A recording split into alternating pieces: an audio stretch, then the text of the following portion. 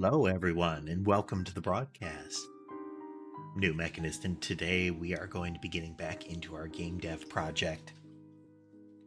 Been making a lot of progress offline, trying to get the stuff that is largely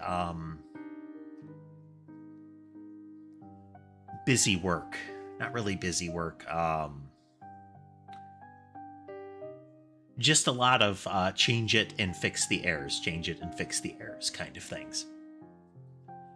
Such as we changed some of the reply structure to some of our events. Not terribly exciting,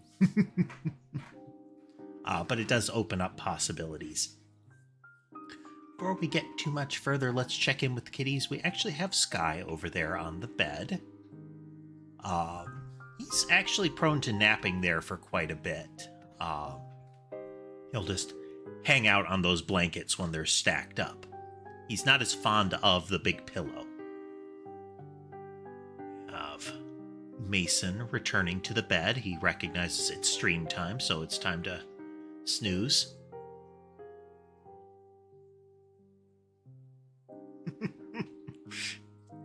Sky, what are you doing here? I suspect we're going to get the cats kind of running around. Might take them a little bit to settle.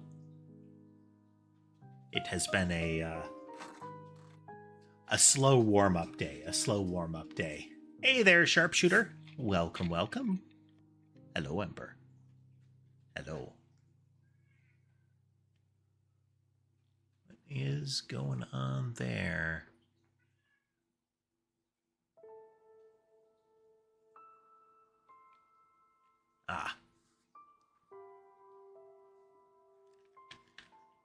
Sky and Mason being big cat bullies.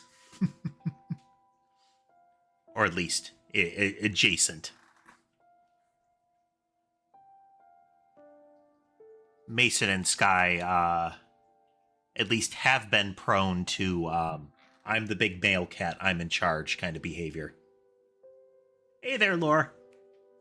Oh wow, a whole crowd of them there in the play area. And hey there, SMAC. Welcome, welcome. We are just getting started. Probably try to chat a little bit, especially since, Twitch needs to run ads. How's my day been going? Tired.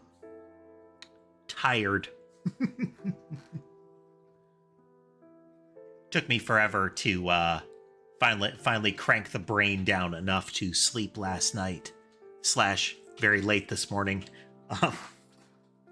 So we're still in that get everything wired up. Well, thank you. I appreciate that. Ooh, boy, that is a...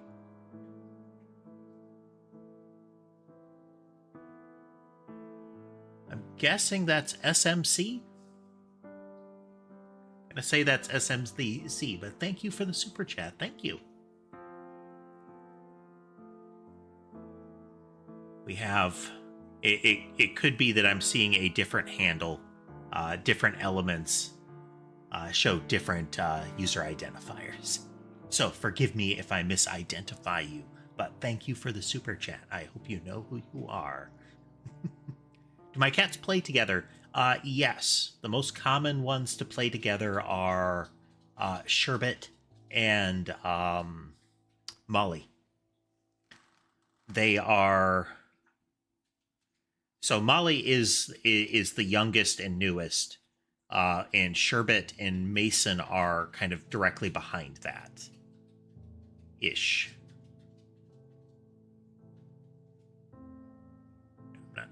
I'd have to check and see if Sammy is younger than Sherbet and Mason. She might be. No, I don't think so.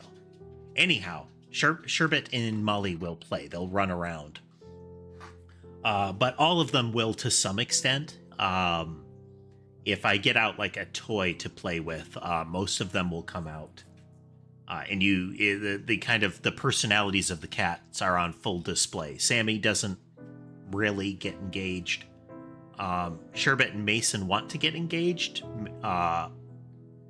as does Sky. Ember will be on the sidelines. Like she'll grab at like what are they called? Just kind of like your toy on a line kind of thing. She'll grab at it, but she doesn't make a lot of effort to seize it. It's more when it passes, she kind of meerkats up and swats at it. Mason is very aggressive about trying to grab at toys, and he will try to steal them. Like, once he's got a hold of it, he won't let it go and tries to pull it away and run off with it. Sky will try to keep it. Sky is very much a catch and immediately kill kind of cat. But he also doesn't want to let it go.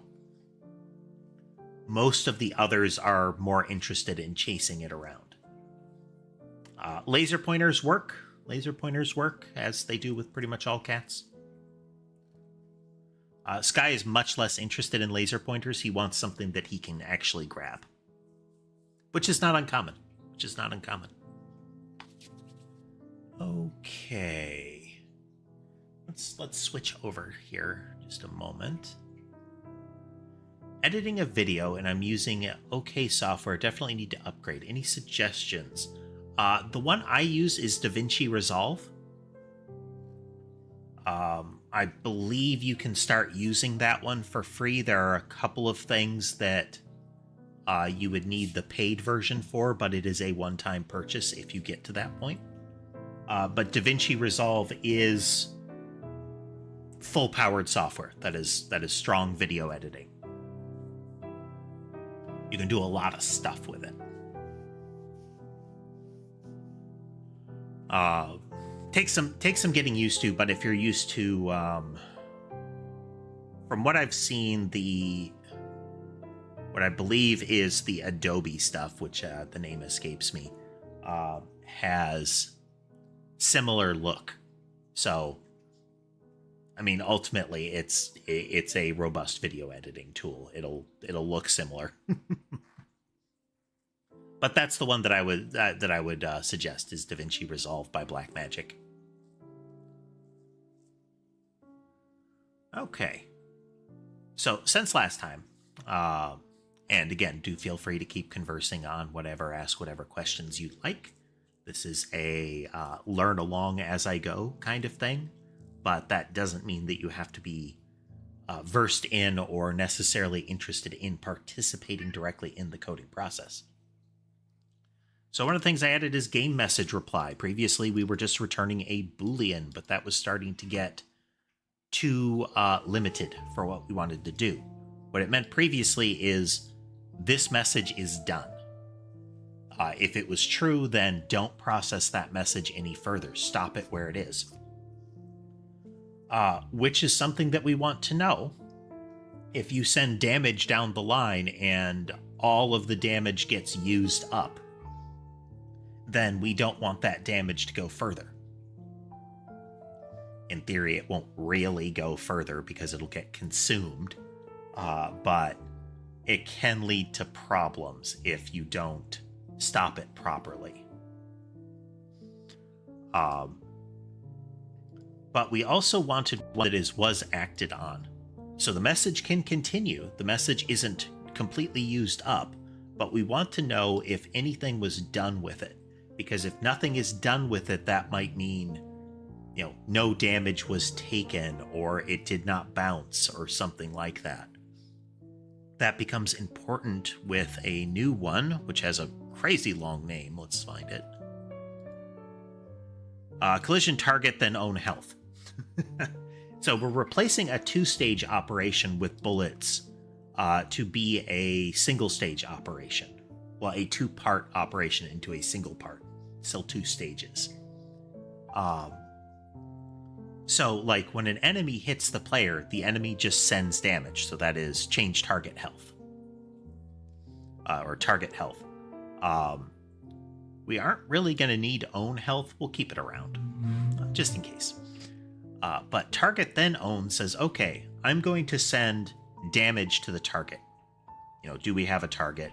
We're going to get the reply message. Reply.merge says anything that's true in the other one, make it true in this one, but do not overwrite true with false, essentially. So if one consumes and the other doesn't, it counts as consume. So we send that health to the target, and it's originating with the entity. If it did anything with that message, and this is important because it's possible that damage gets sent, and it's not used. The entity is already dead from all prior instances of damage that round. We don't want the bullet to count that as a hit. If what it would otherwise strike is already gone, even though it takes it into the beginning of the next frame to remove that entity, we don't want the reflected damage to happen. So what this means is that we don't get all of the yarn balls bouncing off of one entity. Oh, wow, that was interesting. Capture card hiccuped there for a moment.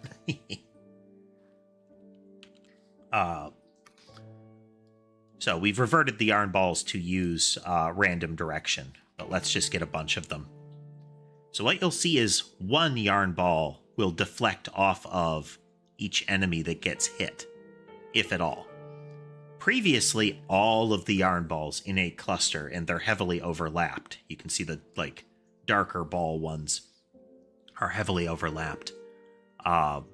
They would all deflect off in a big cluster, and that's not great because they're using up a bounce meaninglessly. It would also mean that if 10 things were fired at once and they all hit a target that only needed one hit, that target would soak all 10 at once. Which makes projectile coverage less valuable there. Or potentially completely useless. Makes things like piercing potentially less useful. All those kind of things. But we addressed that by adding that result.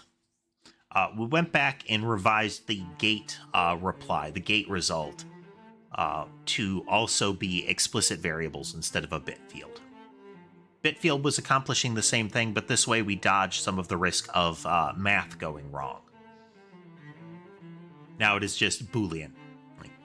Check it explicitly. But yeah, thing I want to be looking at today is the little the explosion there. The problem we have with the explosion is that it is a thing. It is a thing that exists in the world. So it pops into existence, and at the beginning of the next frame, it essentially says, I'm going away now, but but I will do one instance of collision. That's not great. Primarily because there is all kinds of extra handling to allow that entity to exist for a single frame. And it makes other things needlessly complicated due to that presence. Let's make this weirder looking while we go. While we discuss.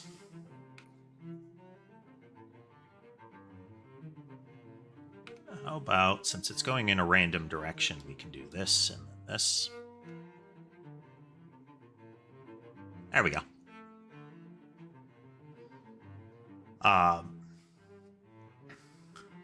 Because I don't want to have that extra handling. And an explosion is needlessly complicated. Sounds like one of your Path of Exile character names. Though we need to have a noun in there, you know. Needlessly complicated doorknob.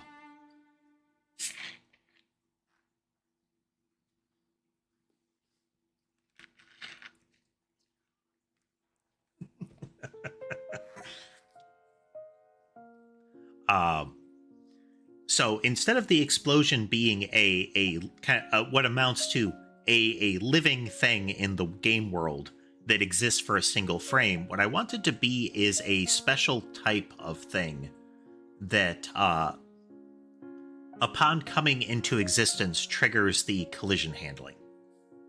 So we say there's going to be a circle that happens right here that has this collision mask. That way, when the explosion goes off, regardless of the visual, it happens. Like then and there. Which can be useful because it could, we can make it do a lot of stuff since it's going to be calculated immediately. It is as if it happened within that same frame. We would then ultimately need to pair it with the corresponding idea of a visual effect that isn't tied to, again, a living thing in the world. It's not a blob, it's not a bullet, it's not the player. It is just a special effect on the screen, a particle. Or similar. Could still be a sprite, could be that same graphic there.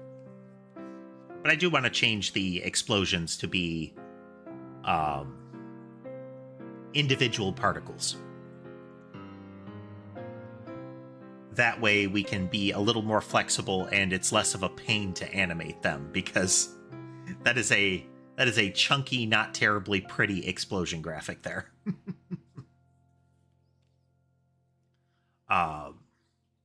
But yeah, so you can still see another of the issues that I have is that I haven't solved yet.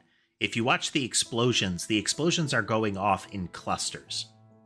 You can see there aren't gaps in the explosions. We're often seeing several of them explode at once.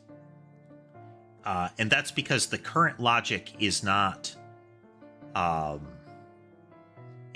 the projectile expires. It is on any impact.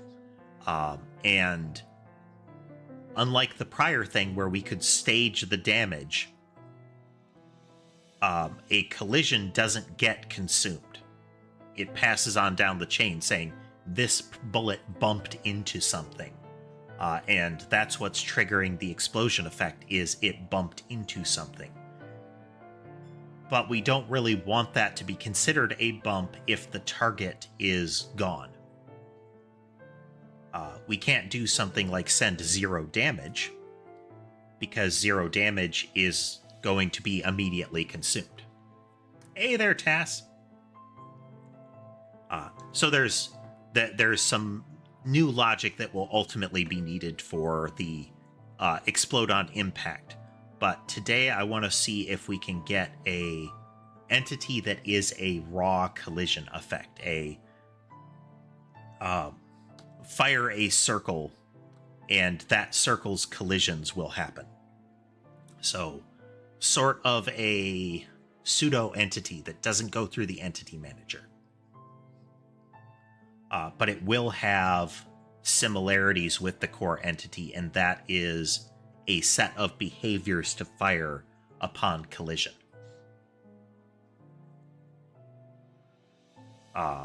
There will definitely be some additional complexity there.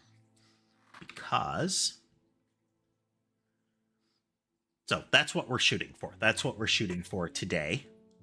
So we have Entity Collision Space Manager here. That is our node-based solution for this. It is... Oh, hey, buddy.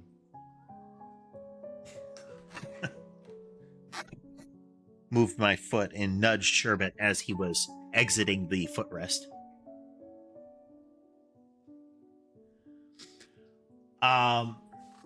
Okay, so the logic you were seeing was when something hits an enemy, more things spawn. We're showing it with explosion, but it can be other bullets, that kind of thing. So when the yarn ball hits an enemy, a homing mouse emits from it, kind of thing. You can do. So that's when you can, with particular upgrades, you can make it so when one thing hits another, it creates a third thing. Hey there, Levi, welcome. You can also set it up so that, so the blobs, more of them spawn. They spawn perpetually. So it's not even a matter of when the yarn balls hit them. It's just, right now, once a second, you spawn a bunch of blobs and they move towards the player. That is not indicative of actual gameplay. They move way too fast, and they start out way too numerous.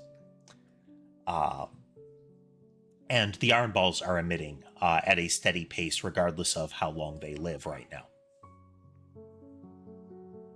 There is going to have to be some additional thought as far as are there costs to adding power-ups kind of thing. Do we want to have that? How much? How little? That kind of stuff. Okay. So right now we're watching the we're watching the entity manager to create these. And when they so all the interaction is with entity manager. What we want to have is what amounts to a special thing.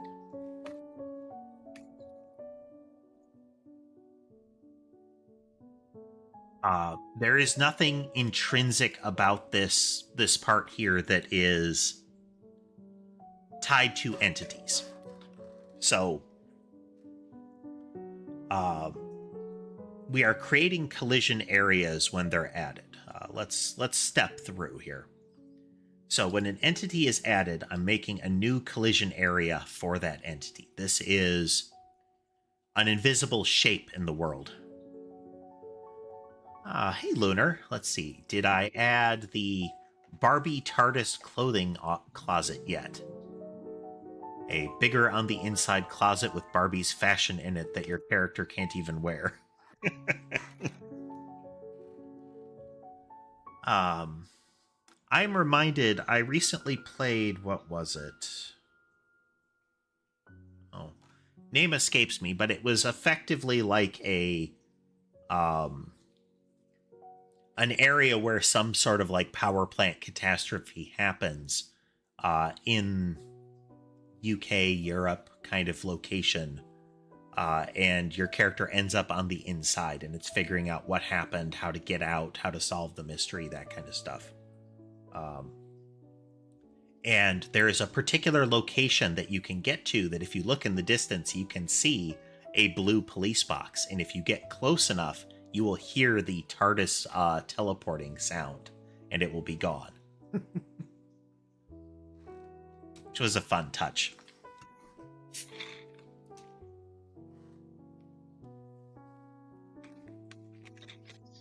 But let's see. So we detect that a new entity enters the world. A bullet arrives. An entity arrives. The player arrives. That kind of thing. So we make a new collision area.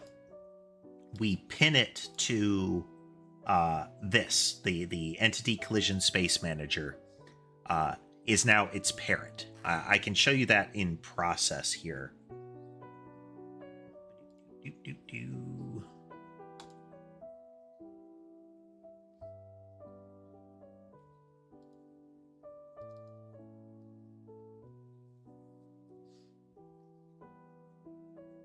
We're loading up Godot.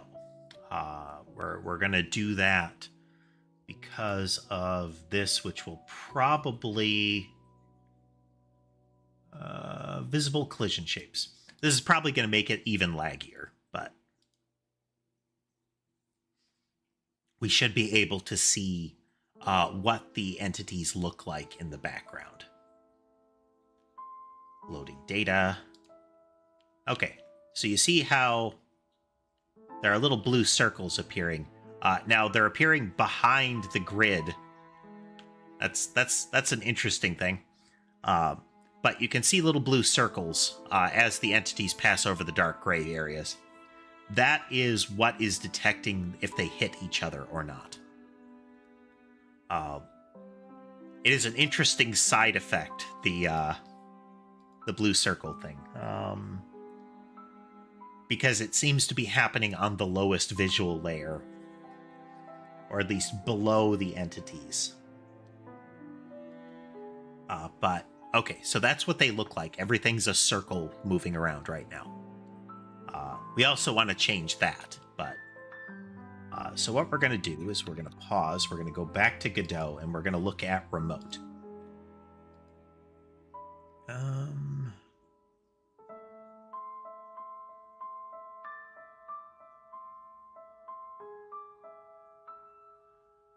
I think I'm trying to see here.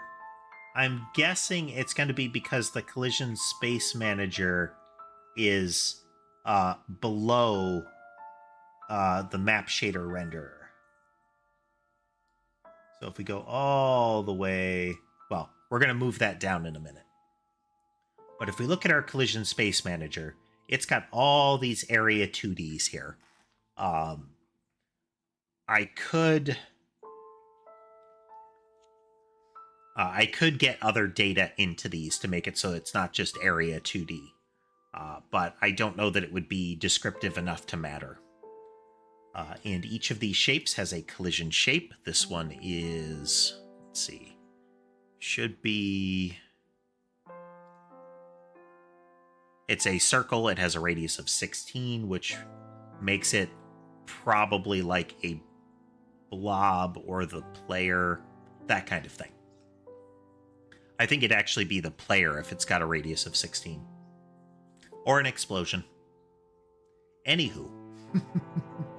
But that's how this is operating. It pins all of these objects to it. When these areas are not in play, it deletes them. Kind of. The collision space one doesn't delete them. It keeps them around, I believe. So we'll stop that. And for a quick test, I think I know how to change that. Mildly distracted, as is tradition. So messages, it's in game. So we have map renderer here. We're adding it towards the bottom. And its collision manager is the problem. Last in, highest level of visual. It layers them over. So if we take the collision manager and we put you down here, that won't actually... What I'm doing won't work. I need to start it in Godot, but we'll make sure it builds. Stop that. Start it in Godot. We need to start it in Godot because on the Godot editor side, it sets the flag to make the collision areas visible. Nope. Weird. How odd. One would think that would work. Let's try again. Make sure I set things up properly. Look at our remote listing. We look at our game.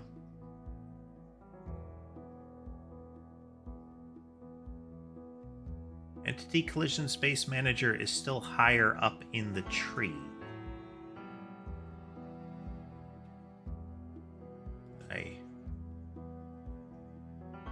Oh, because this isn't where I need to change it. Yes, Lunar, you'd have to put it on top to make it more visible. Let's undo that.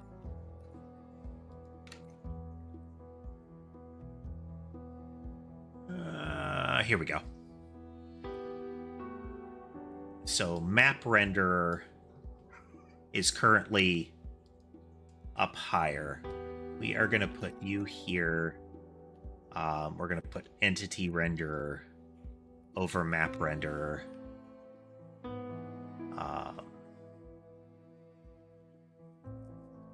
Entity manager could be later. It could be in all of these, but that doesn't really matter at the moment.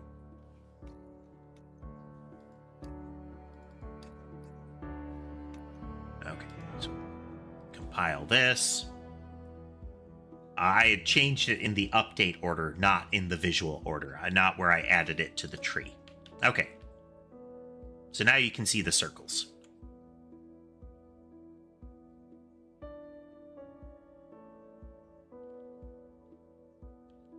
So you can also see the circle for the explosion isn't working how I would want it to. It can hit them, but the collisions only work for entities on entry into each other. So unless a circle enters another one, it doesn't register. We want to be able to have an immediate check. Um, so we could test this logic. Let's go back over here where it's easier to code. Let's get that committed here. Ah, okay. All of these imports are because of I ran it in Godot. That is a possibility, Lunar, but there is still the edge case of the circle begins very small inside the other circle. Doesn't matter how much it grows at that point, it's still inside the circle. We should be able to do an overlap check and make that happen right then and there, but there's other kind of quandaries to that. Okay, let's... We're gonna check all of this. This is...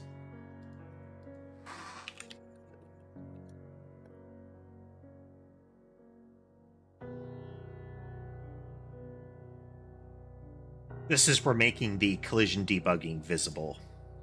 And then...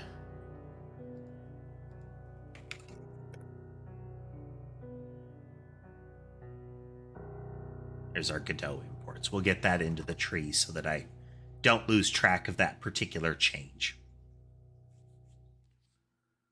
Okie doke. So if we look at our collision space manager here. Now this is an opportunity. Right here, this is an opportunity for us to do the check. So I wonder if...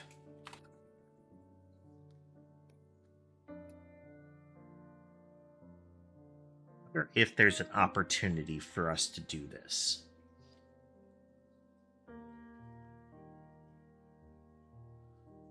It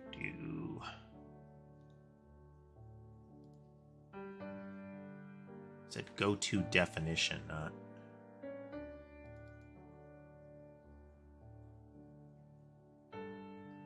Weird. Did I click the wrong thing? Oh well. No, I don't.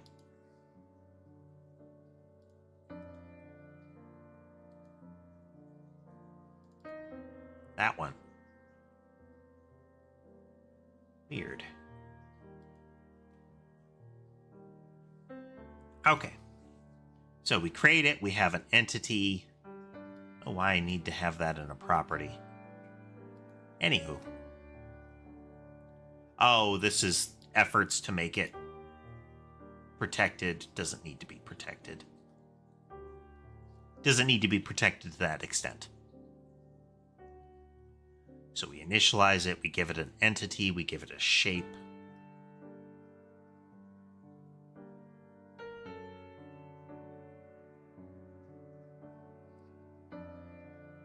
So we set monitoring equals true. So this is as soon as this happens, it is collidable. Can we... Are there methods for this? Our events, collision layer, draw, which is really only relevant. Well, an area can have an image.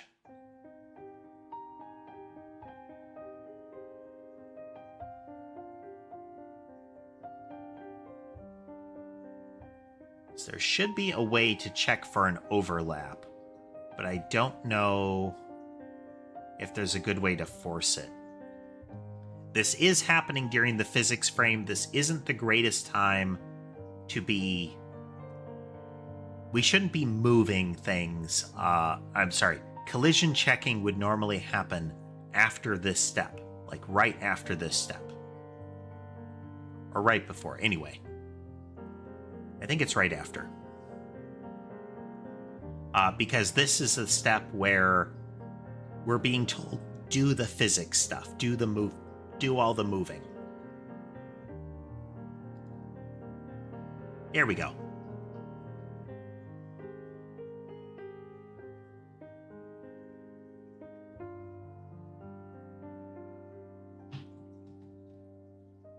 Yeah, once during the physics step, it does a pass and says, has there been a change of state here? Is there a get overlapping?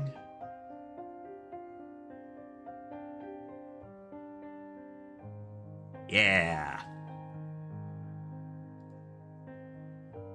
Okay, this is going to be a Godot array of area 2Ds.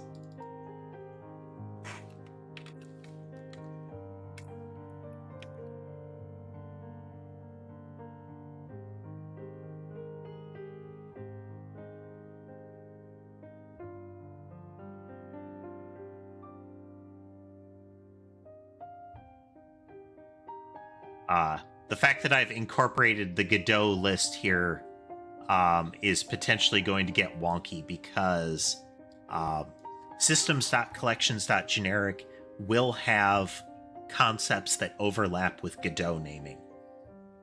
So once we're using some of Godot's returns, often what we have to do is specify, when I say array, I mean this one.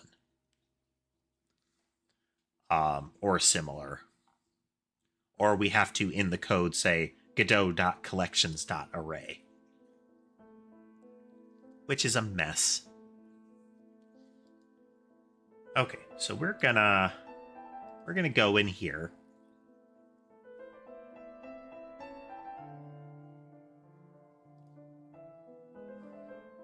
So this is the player coming into existence. We step over that, and we say overlaps. There's nothing in it. Actually, we're gonna expedite this, or the debugging, I should say.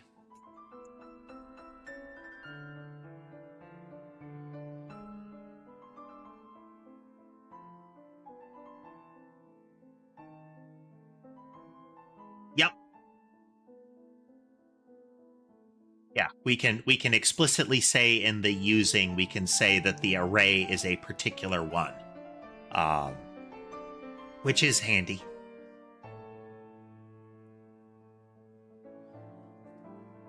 But yeah, Godot has all of the standard collection types defined within its own scripting language too. So every now and then you run into like collisions like, do you mean the Godot one?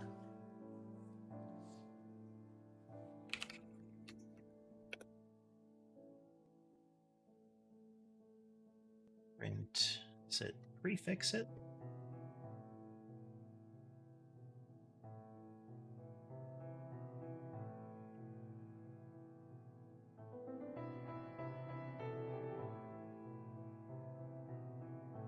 Exactly.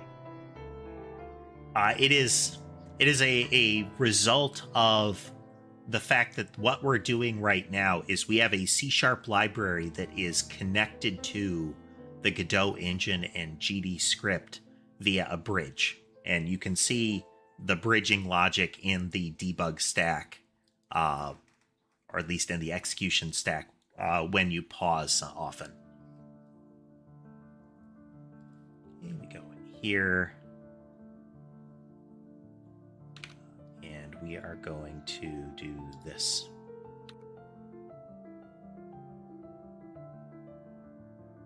Okay, we are not getting any overlaps there. Interesting. Are we added to the tree by this point, though? We aren't. We aren't, that's why. Okay, so this is just the collision area. We want in the collision space manager, we created it right here. This point is where the, well, no, we're initializing, and that's when we were,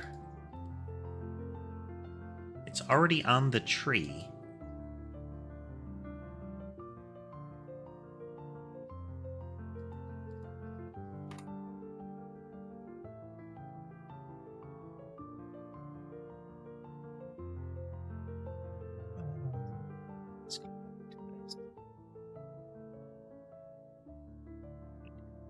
Clean that up.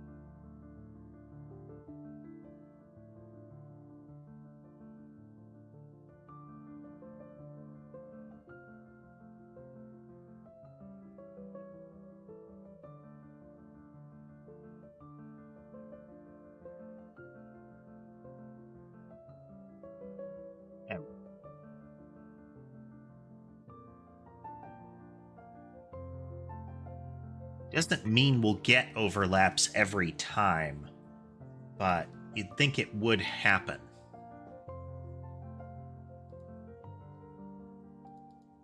Of course it is. Let's remove that. No, it doesn't like this.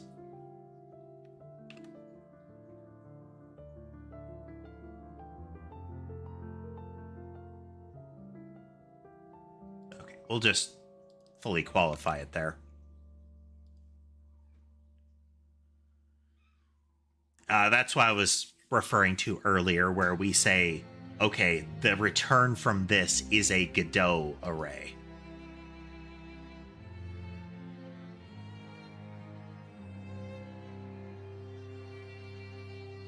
Right here is where we should be getting overlaps happening.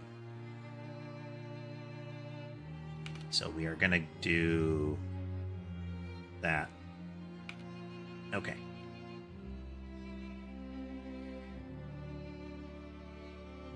So there's nothing in this collection. But why? It has a shape. It has a mask. So if we look at collision area... Oh, well, sadly it has a lot of extra. I wonder if there is more to this that we'll have to deal with. Well, I mean, clearly there is. But we're doing this because I want to be able to have a check for this. I want to be able to check upon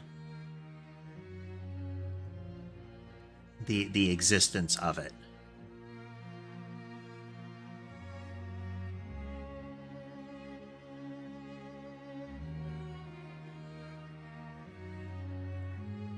I suspect that this will only work on the subsequent step.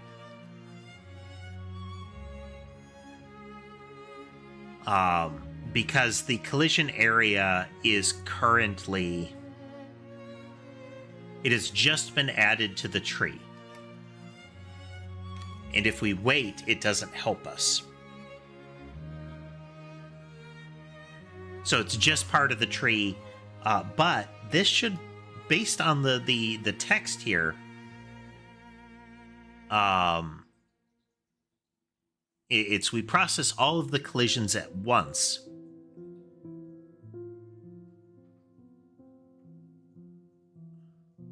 What I'm guessing is what this is actually doing is querying all of the collisions that have happened and say, get the ones relevant to this area. So this isn't really what we want. So let's...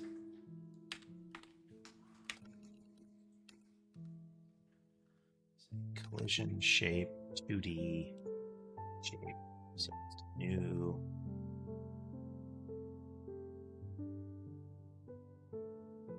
Dot.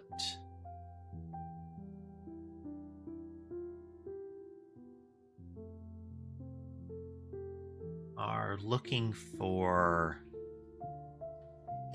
what we're looking for is any indication of a way to do the collision check at this time. Like, force the check. That's still not ideal. What we might have to do is trigger that on the subsequent frame. Is we instantiate it and then we do it after.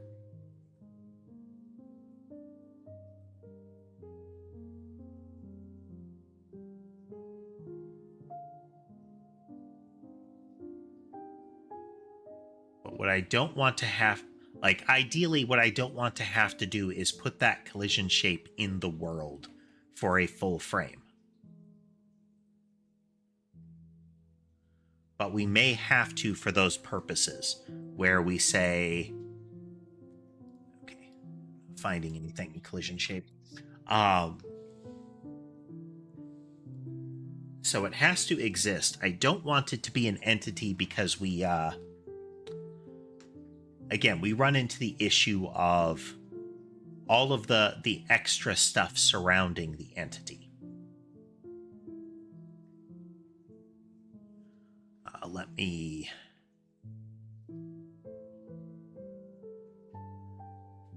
Let me show you what part of my problem is here.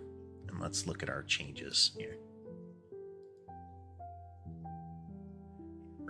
We're gonna discard these changes because I don't need to commit those. Those are little... Oops. There we go. Keep that open. Base entity manager.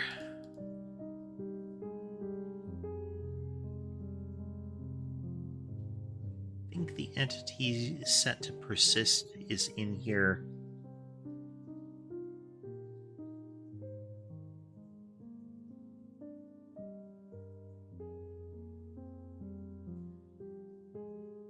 Because we have a visual, maybe it's in the entity renderer.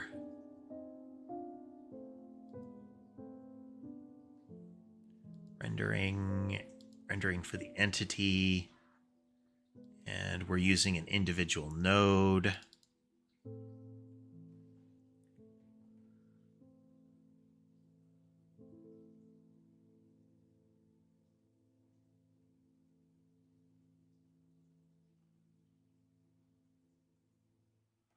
Trying to remember where I put this. Okay, but what's happening is that there is a flag in the entity somewhere, or in the processing of the entity, that says, let the visual linger. And we end up changing its collision type so that it doesn't do anything. Let's check in entity. And there is song and dance surrounding that. Yeah, here we go. Entity category event changed. So the entity needs to continue to live in order to keep rendering, because its visual nature or its visibility is determined by the presence of the entity. If the entity goes away, the visual goes away. Let's see, where are we? We need our category.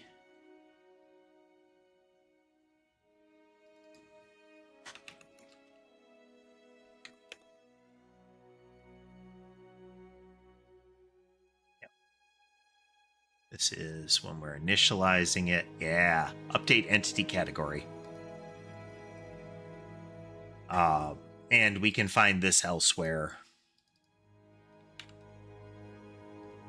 We have one reference to it. We jump to here. Okay, entity manager. We are going through our update, and we have entity category changes. There's a whole collection for this that says, okay, for each of them, update the category. Which isn't great, because this shuffles around where the entities are. Like, is this an enemy? Is this, whatever. We use that in order to get one. Say, find me an enemy. Are there other ways we could do that? Yes, if we can get this collision thing working. Where we could get overlapping areas and say, hey, I have detected all of these enemies within this circle that you drew. Select one of them. Or select the nearest one, or what have you. Okay, we're going to resume this. Quick break, though. Be right back.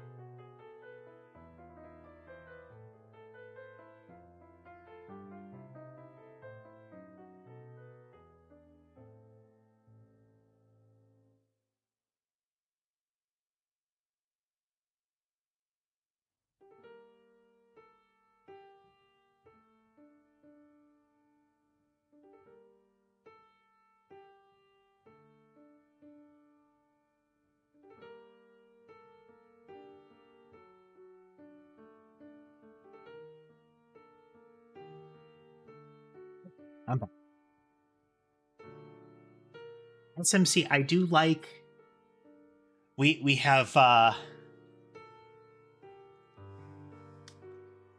we've been through a lot of different types of music on the channel, and especially since we started shifting to much more of this code content, I found that I'm really enjoying the piano more, even during more action-y games. Piano and strings.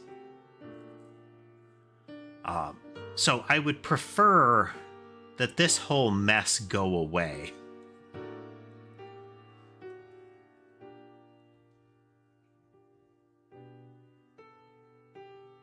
Because we end up having to pull an entity out of a category, put it in another one.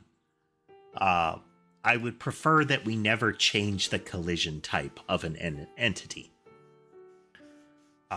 Because again, there's a lot of like error surface that can happen during that.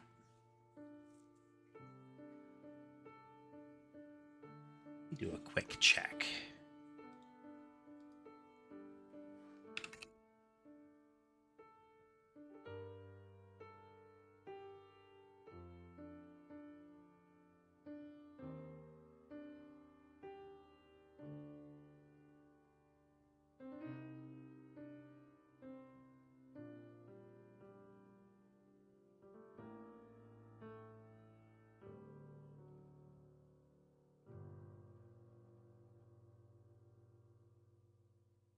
Do a raycast, but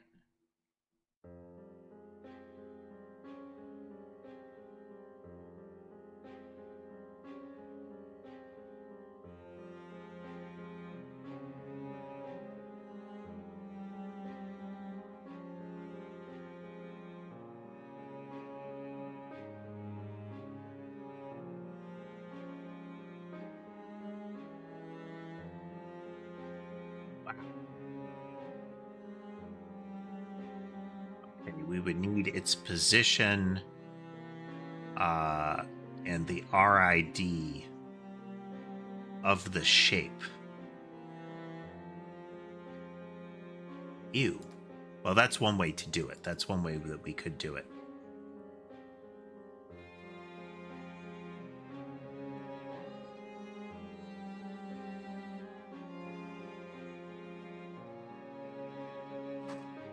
Well, thank you again for joining SMC, and thank you for the super chat.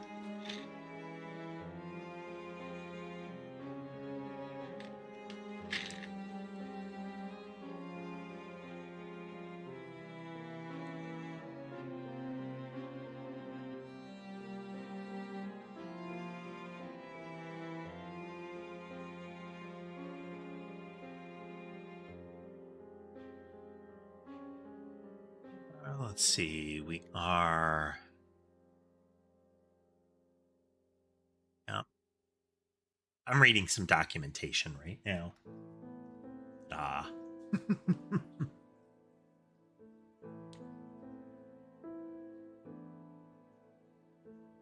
Okay, yeah. The list of collisions is updated per frame, so we wouldn't get this until the next update. Which is a possibility, but we don't want those collisions to be handled otherwise.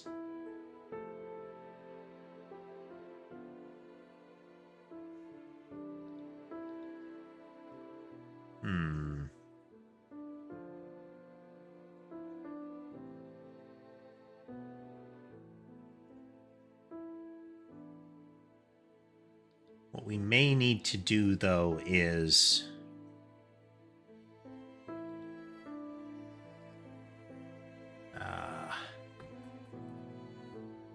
So we could come up with a special step.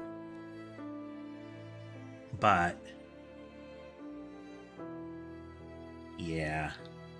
I think we're going to need a special step. So when we create these things...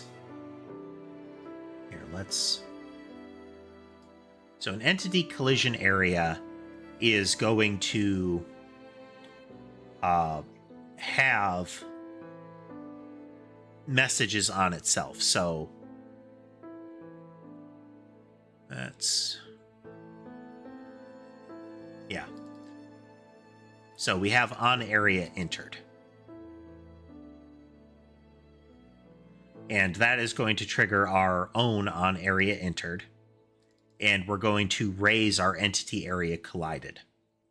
So this is where we're saying, hey, if it is an entity collision area, we are going to emit that. We need twofold, is we need, one, a way to indicate what it is that is colliding without it having to be an entity. Right now, all of the collision logic assumes that the thing colliding with it is going to be an entity. So if we go to entity area collided in our space manager here, we're going to check if a collision is present, which is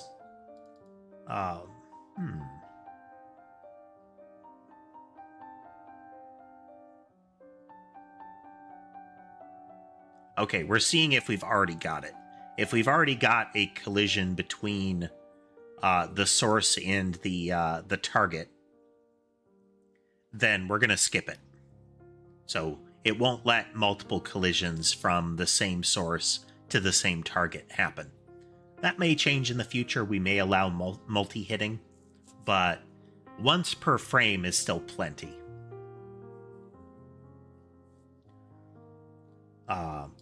So now we have all of our collisions. So source to target. And these are still expecting entity collision areas. We could have a parent class to this.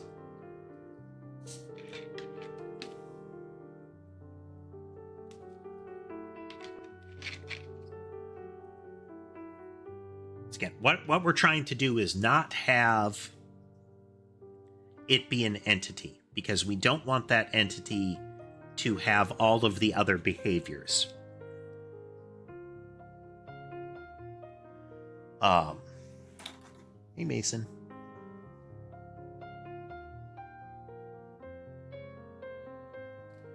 Mason can get real needy. He'll hang out at the right side of my chair and jump up and paw at me. He wants attention. He wants back and belly scratches.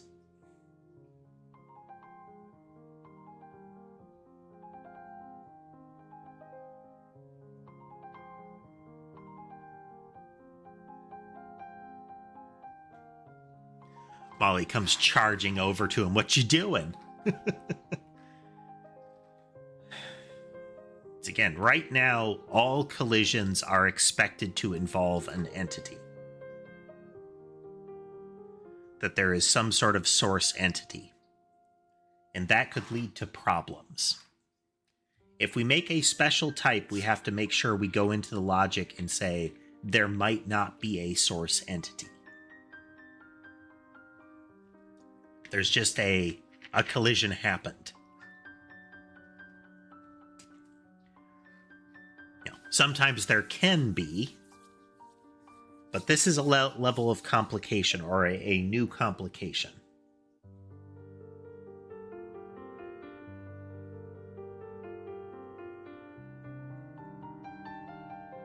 So what do we do? What do we do?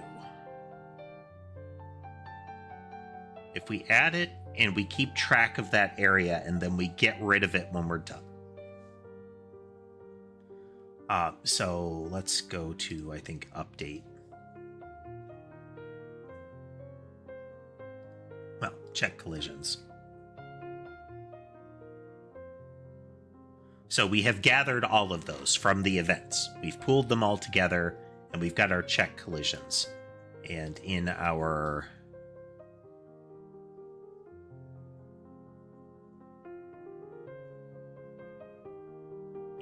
physics process, we ask the collision manager, check for collisions. Every physics step, we check for the collisions. So now we're going to go through each of those and we're going to say there has to be an entity.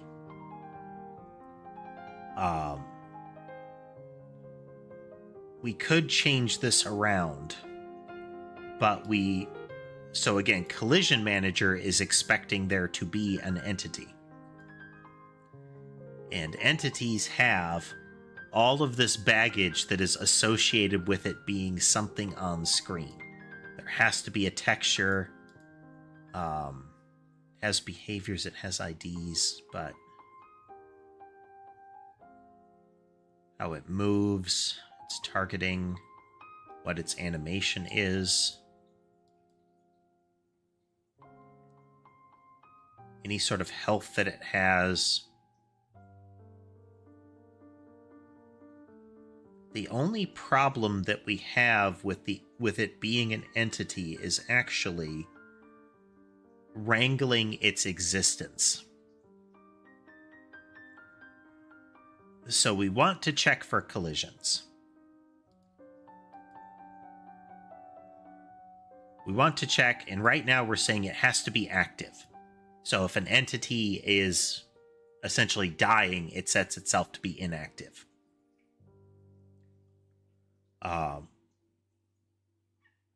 But a collision doesn't really have a lifespan. What? I can't recall exactly which cat's introduction resulted in Mason getting vocal. Loudly vocal. Before he had a really silent voice. Really soft, kind of meh. But he has, let's say, tripled in volume lately. If he doesn't get the attention he wants. It's still meh.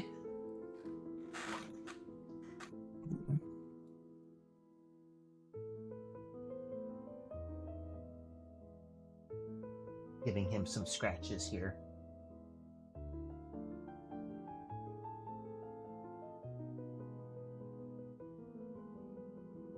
He's just rolling around. Yeah. There you go. Oh, he saw his brother come out. Sherbet lurks. He's infrequently on camera because that is a very exposed position, and he's not usually like that. He is present if you know where to look. So he will be slightly off camera from the bed, usually up from that camera. Well, let's go through them here. So usually up from the bed camera, he'll be out of sight there. From the cat tree where Sky is, that curtain that's next to it, if you go all the way down the curtain to the base of it, such that it's kind of between the curtain, a little stairway, and the cat tree, he'll be hiding there. Under my footrest, in a cat carrier by the door, anywhere that's kind of a concealed lookout position is where he'll be. Mason is likely to get back on the bed shortly. So if it's an entity, we dodge the problems. But we want that entity to only be around for a short period.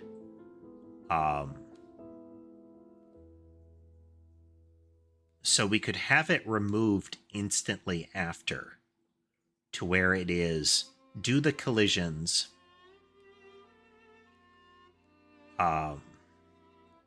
So we queue up the collisions after its state is there.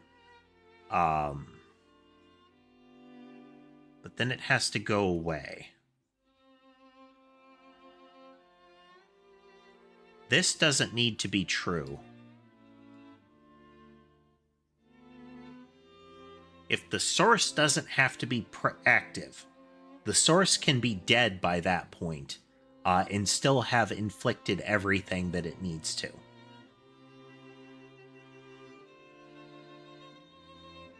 Yeah.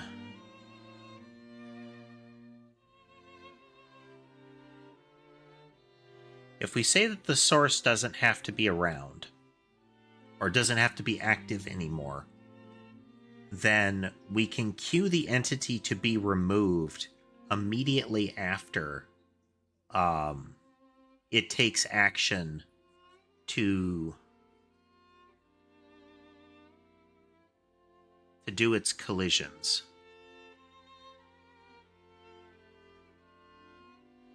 I mean, effectively, its time slice behavior could just be go away. And we're only persisting them because of the graphic. If we go into Entity and we look at how we have, it has a texture key, it has animations, that kind of thing. That doesn't necessarily need to be true. If instead an entity had visuals, so like here we have update animation, but if we updated the position and that got passed to the visual, which it does, when we're updating the position, yeah, we could say update visuals. And instead, the visuals handled this. So a sprite animation would do this kind of thing. You know, if you're not moving, go idle. If you are moving, this is if our animation has changed. So right now there's moving or not. If each time we update the visual, it just knows to check, like a sprite animation looks at it and says, what is its current proposed movement? Then it would be able to then interpret that information. We could also have just state information passed along so that animations could react. So we could say it is moving, it is not, it is moving fast, it is airborne, that kind of thing. Or it could look at the raw data. So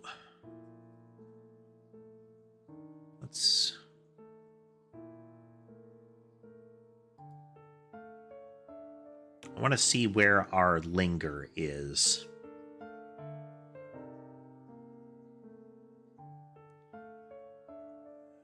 Rendering.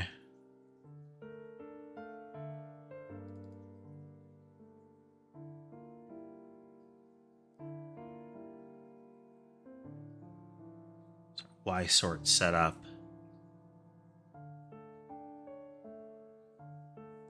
So we have added in logic that says this is how to take a sprite sheet given the information about it and convert it into a sprite animation in Godot.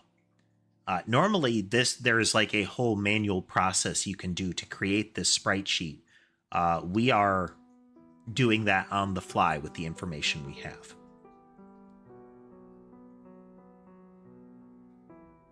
So animation changed. So a sprite animation is a list of sprite frames, a list of sets of sprite frames, and they are identified by number more or less.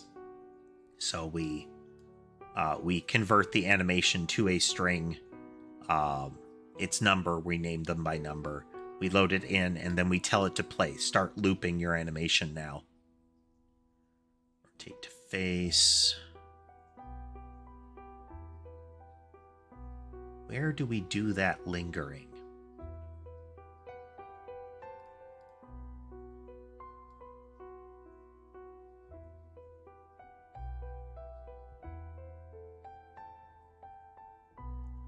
It's where we change its collision area.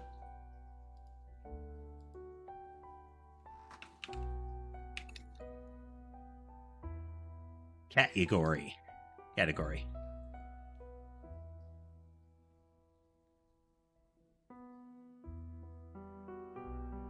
So we have now changed its category We raise the on-entity category change from new to old. This is in the entity.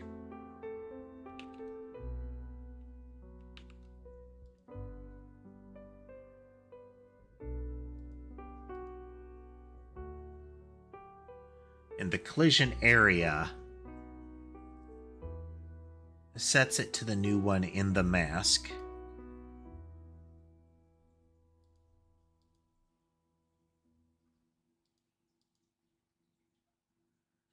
The entity manager is tracking that as well.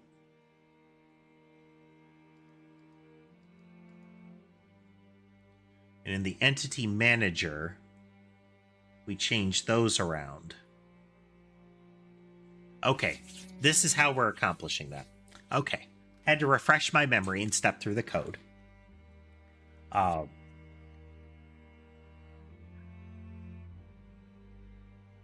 This is where that whole your code should be self-evident thing can break down. Because your code being self-evident could be spread across multiple files, and even knowing where to start can be tricky. But Newt, you should have a design document. Nobody has a design document. Not a real one. At the beginning of your project, you might have a project spec that says all of the stuff that it needs to do, and you've mapped it out and said we're going to do this, and then that changes wildly as soon as you start coding. And then you have your first commit, and it changes wildly again and again and again, and your project team doesn't give you time to go and update the project documents. And you get to the end, and the project document says it works a particular way, and you get a bug, and you have to go in and you read the project document, and it says it works this way, but it doesn't work that way at all, and it must not, or it'll break. I'm totally not speaking from experience.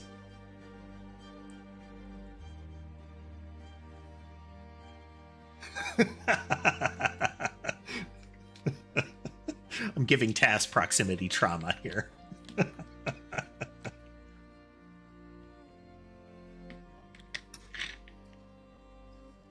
It's all the people that code professionally just like had a PTSD flash.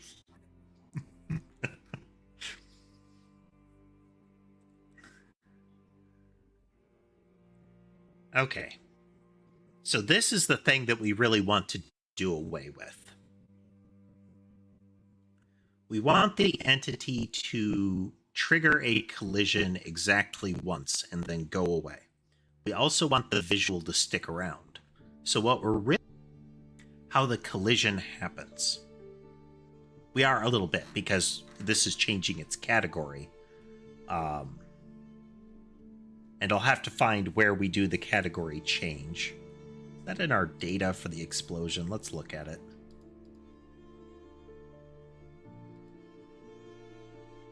Bullet explosion does explosion lifespan. All right. Oh. Timers, timer lifespan, yep. Timer lifespan has persist time. Persist time says stick around. Yeah. And if there's persist time, then we change its category. This is what I want to do away with. This is a hack and a half. What I'd rather do is that the entity doesn't care about incoming collisions. It will not process them. It has no health. And it goes away as soon as it does anything. So it will have bullet collision space, which means nothing but, it collides with nothing but enemies. They don't collide with it, so it's single directional. And then right after that, it goes away. The visual, on the other hand, sticks around for its whole duration, because it's going to be a temporary effect. It is an animation, like a sprite animation, that plays to completion and stops, and then is removed. It is not tied to an entity. It is tied to itself playing out, which means we could completely detether it from that, because there wouldn't be the same structure. It wouldn't be a entity render node in the same fashion. It would be, but not the same. So we could change this to where entity render node is not just a type of node 2D, it is a type of render node, a thing render node, visual render node, which is kind of redundant because if you're rendering it, it's visual, but bear with me. And that render node largely just has that it initializes with an entity. We tell it what it is. We can set the entity as well. But it won't necessarily do any of these generate frames things. And when it's initialized,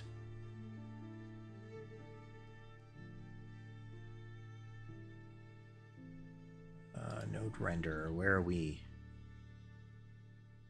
Are we gluing all the pieces on?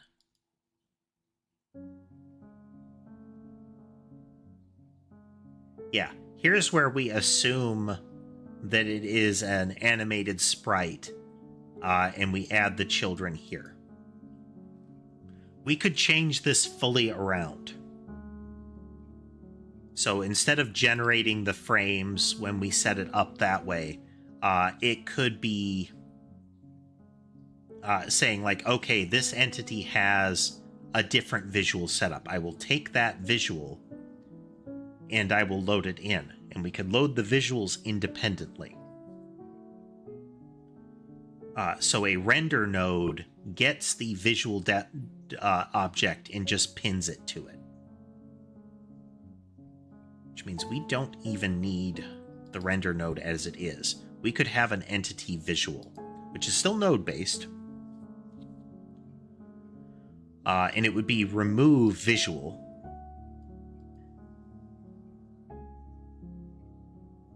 Remove entity visual. It would still have an associated entity. But getting real-time Newt thinking through the design process here. Oh. Push the buttons, push the buttons.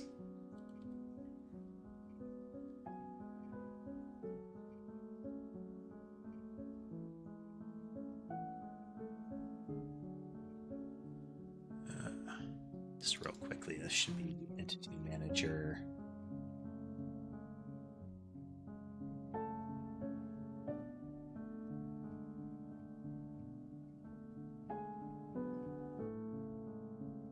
Since there can never be more than this many entities before things break, which is our max entity multiplier, which we don't really use anymore.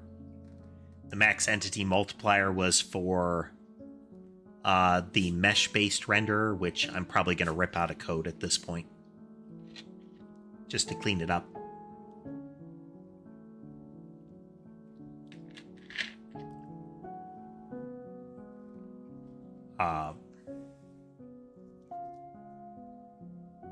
Because we're not going to use that. It limits us too much.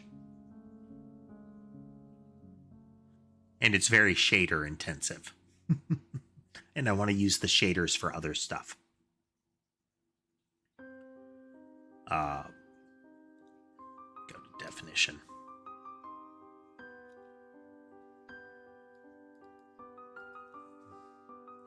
But anyway, Let's see. Is this...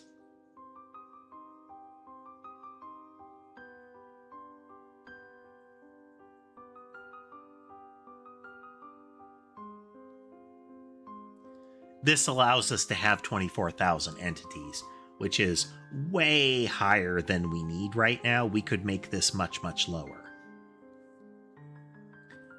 Because the game slows to a crawl, like under 5,000.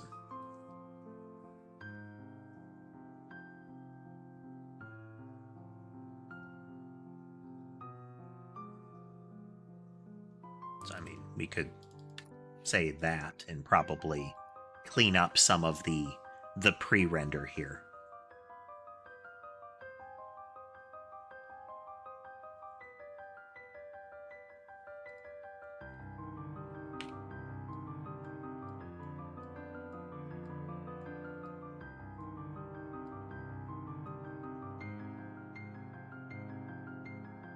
Whee!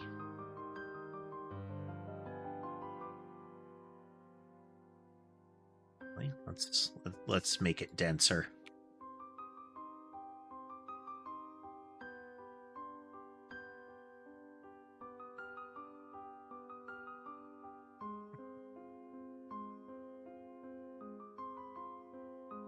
All right, yeah, at 800, we're still over 100 frames per second. Let's strain it some more. This will ramp the number of them wildly.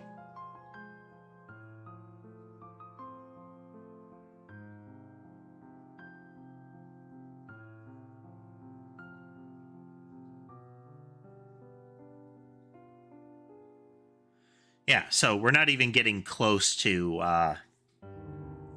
you know, the 7,000 limit that we have imposed here. And the game is already straining.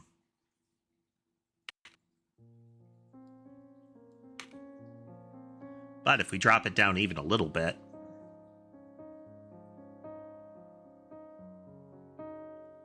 it'll start to climb back up and suddenly everything is okay.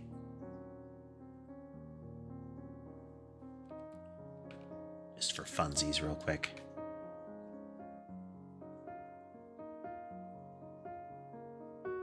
Very different pattern.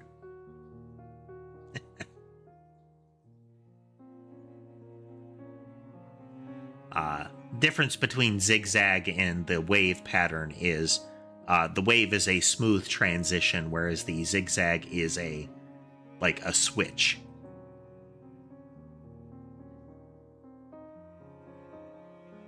So you'll get these like hard bumps periodically where it'll look like you'll see the ball kind of bounce a little bit, where it is combining the inward rotation with that hard switch. Anyhow,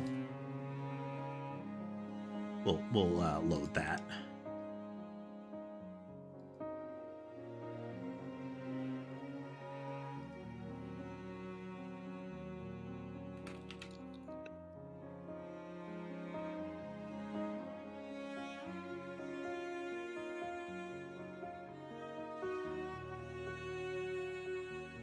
So the mesh renderer could handle a lot more, again, because it was shader-based, but it meant that we could only render sprites of a fixed size limit. So if one sprite was 64 by 64, all sprites had to be that big. They could be small inside the sprite frame, but they all had to be that same size, and I had to be able to load it all into the graphics card. Very fiddly, very fragile. And it would limit us entirely to sprites.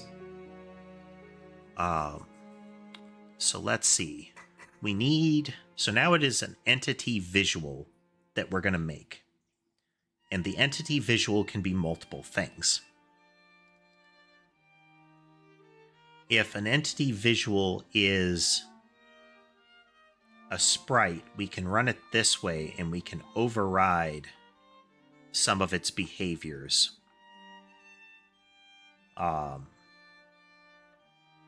Because we can still get the animation change. But when we get a remove entity for it, we wouldn't necessarily go away. We would let our animation fully play out.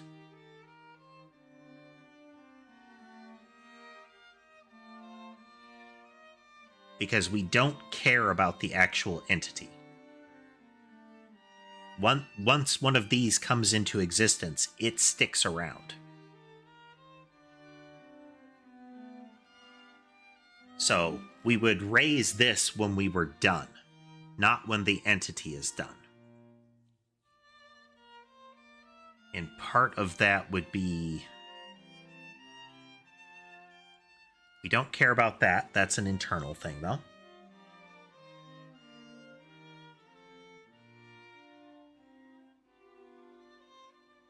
Our set entity would change.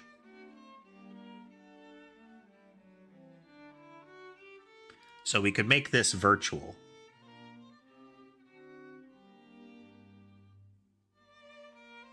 And during the set entity, because we're still going to watch the entity, and we're still going to watch and see if it gets removed in case we get change animation stuff. But we would make this a virtual, which would do largely the same things, like right here. All of this would be largely similar.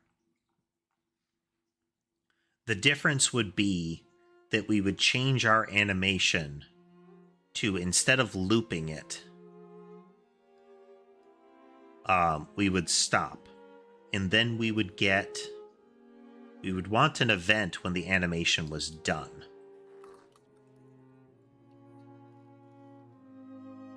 Animation finished. So we would set it to play. We would need to make sure that it doesn't loop. And once it was done playing, that's when we would raise to remove the node. Okay. Then we need to have a way to specify what type of visual an entity uses. So instead of specifying the texture in the entity, we are specifying which visual to use. It references maybe textures, frame size, that kind of thing. But that would also open the door for us to be able to use, like, this is a special sort of shader kind of thing that will smear a beam animation across the screen or just stretch it kind of stuff. Because we do want to be able to have some sprites that are larger and have different behavior sets.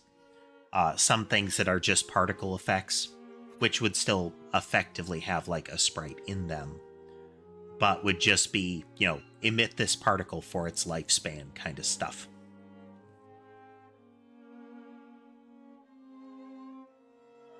Trail this entity with a particle.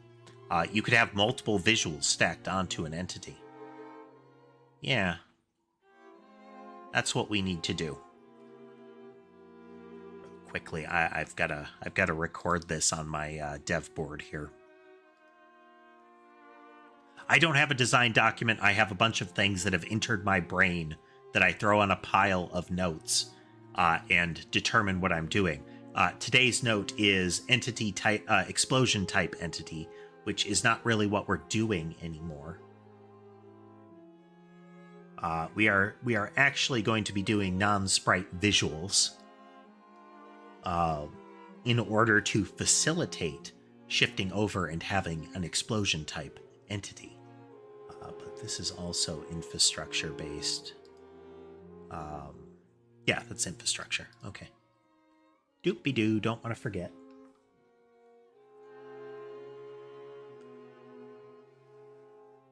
Okay, so this is an animated sprite, which is an entity render node. We need a way to specify what it is, or what is it a reference to. And a visual node or a visual type is also going to be catalogable, but it would also need to be a node 2D.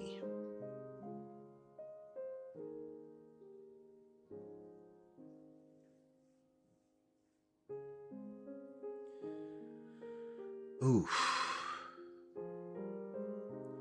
We could make... Can catalogable be an interface? It's...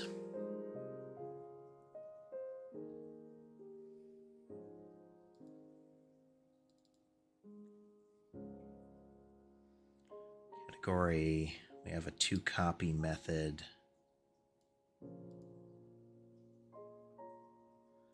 This kind of puts it in class territory, doesn't it? Can it be... Yeah.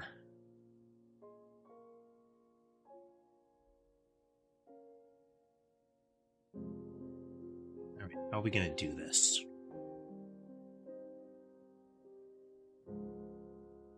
It doesn't have a node 2D, it contains a node. Okay. Okay.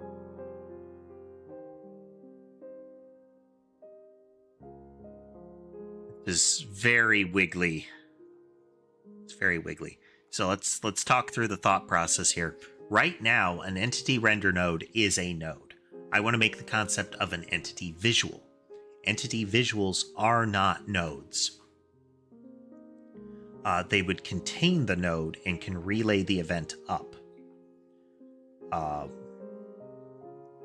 Should mean the node renderer needs to be able to attach the entity render node's node. When it removes it, it removes the render node's node, not the render node itself. Yes. Yes. Okay.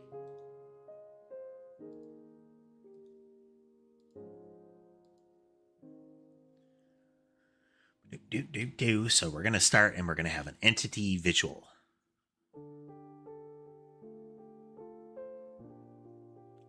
Oh, okay.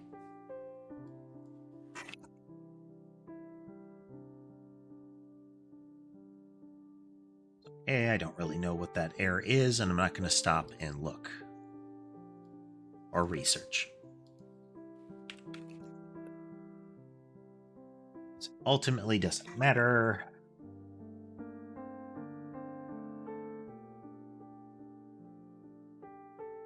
Oh, so this is a public node 2D node get set. R JSON ignore though.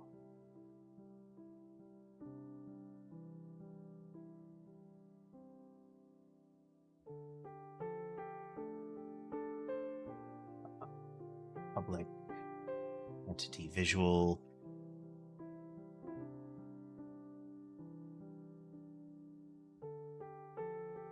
JSON constructor. So again, we want to load these from file.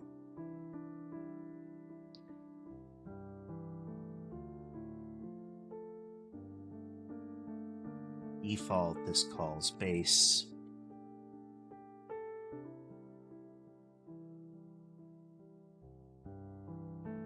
Visual, which has a catalogable, fix to copy.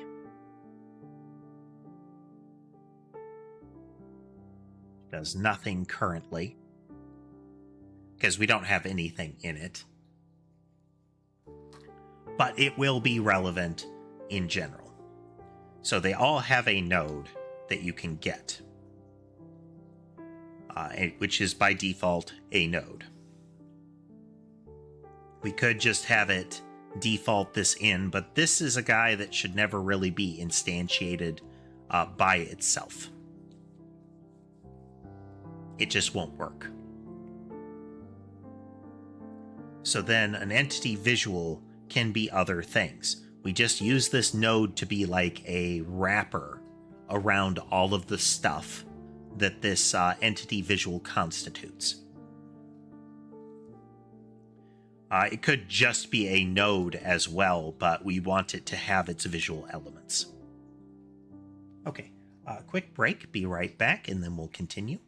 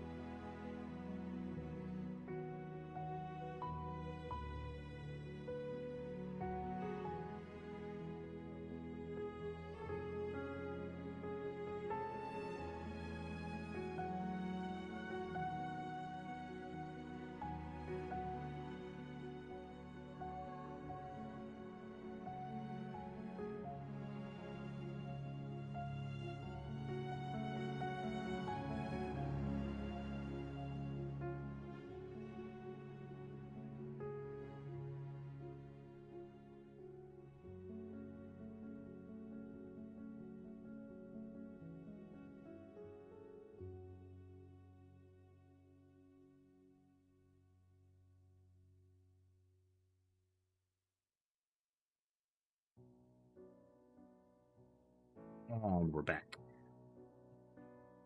Disentangle Molly.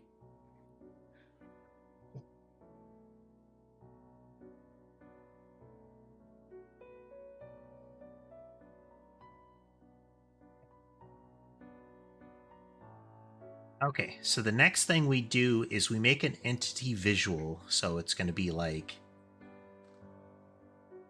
entity sprite visual or something like that. And that sprite visual will have all of the information necessary to render an animated sprite.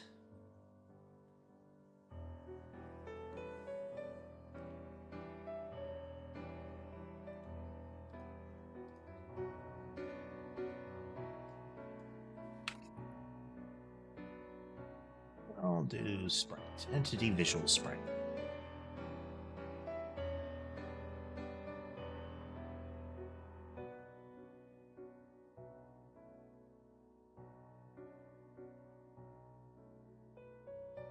It extends entity visual. All right, an entity visual sprite is going to do most of this stuff.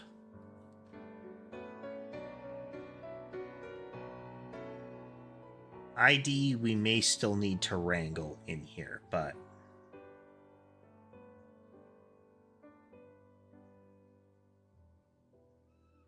we're still going to want to get an entity. We will put that. Let's get the entity in ID up here.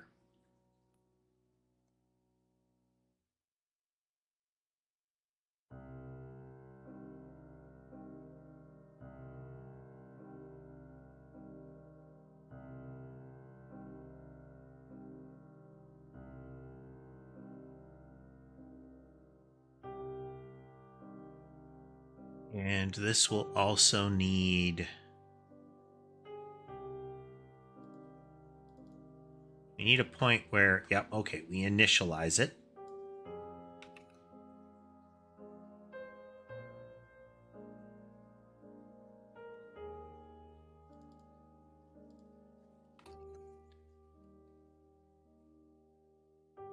We'll do ID that way.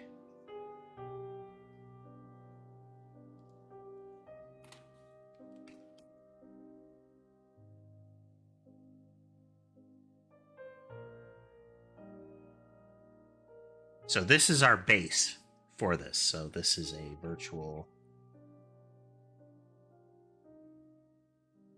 So you call into initialize on it, and that will get us our ID and our entity set.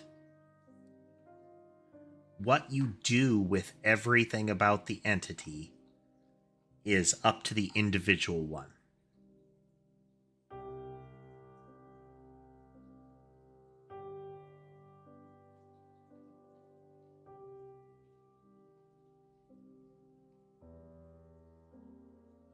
Let's actually have a...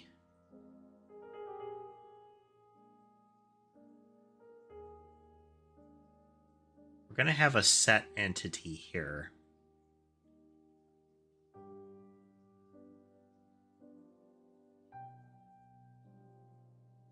Hey, Boom. Welcome.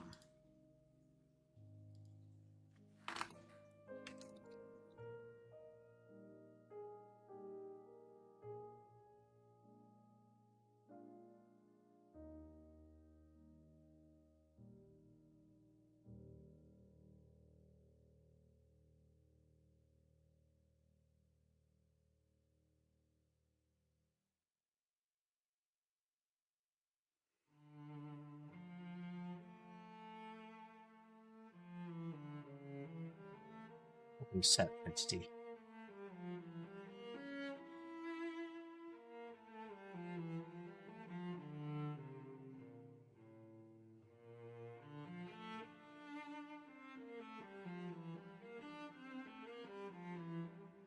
Okay, by default, that's what it do.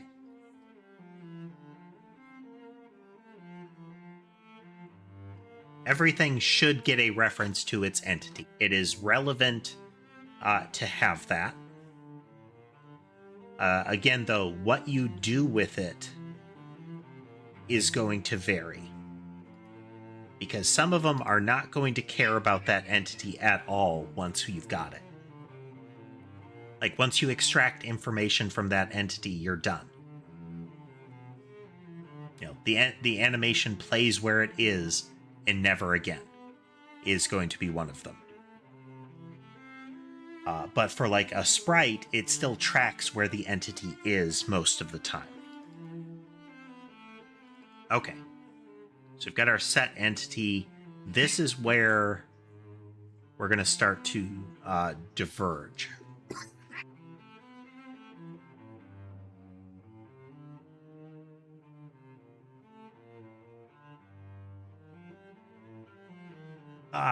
Cough, choke.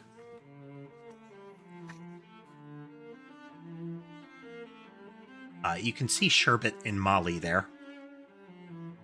There was a scuffle happening, and it continues to happen.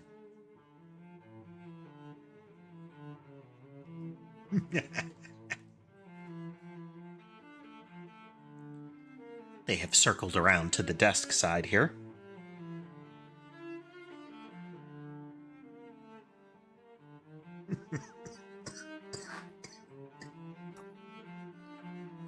Cute.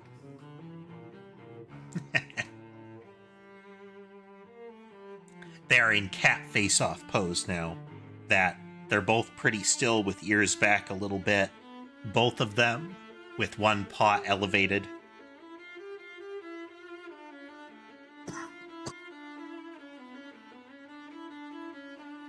Oh.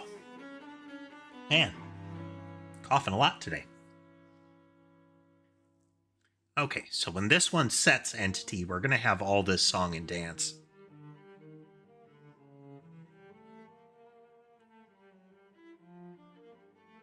it's pretty much the entirety of this is going to go into our sprite.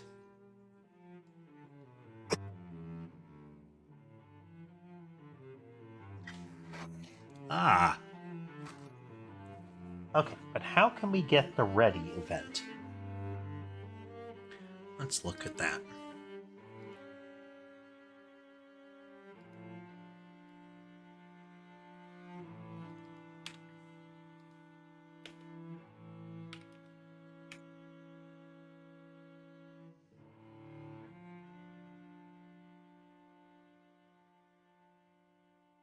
What events do we have?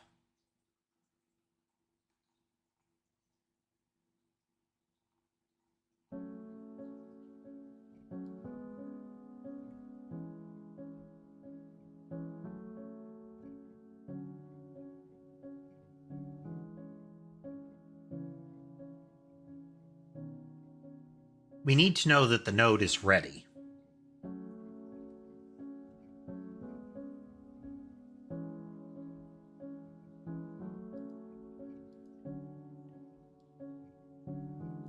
Because until it's ready, some of this stuff isn't going to be doable. Is that actually the case, though?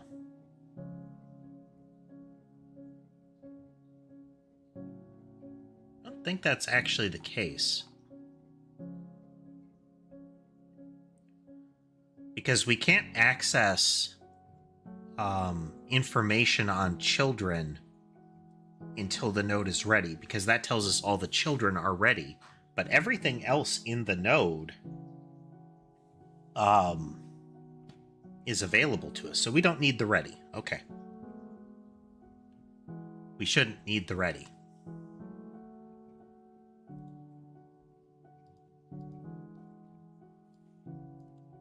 Which is good. Fewer things to override.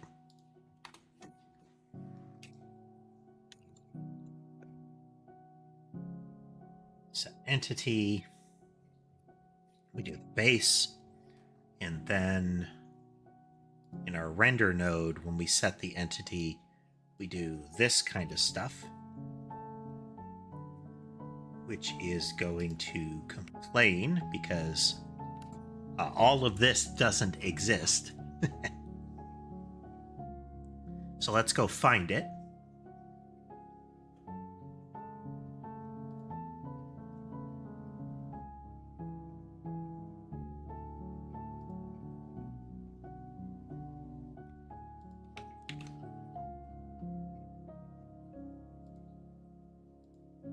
This will give us our generate frames.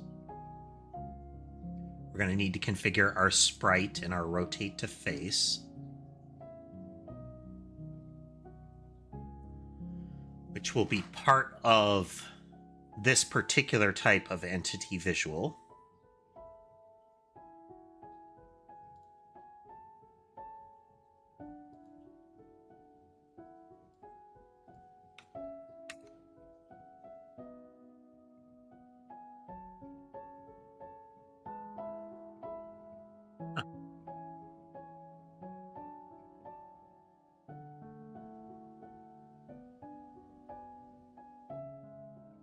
We have our sprite and we have our rotate to face now. Rotate to face is going to be part of the texture that it gets for this. This will be node dot position.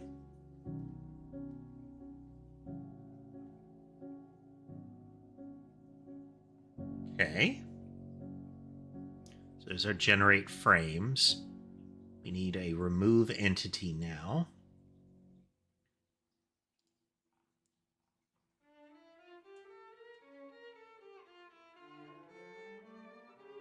Let's get these on methods going. Let's get that whole mess in there.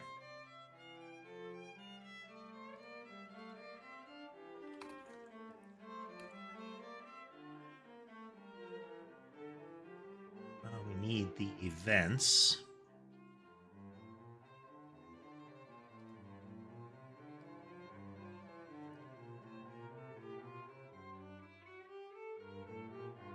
That needs to be moved to here.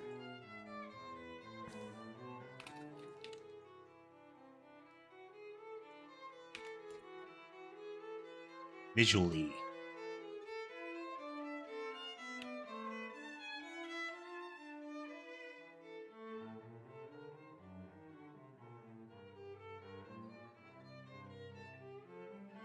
Sammy has come to sit with me.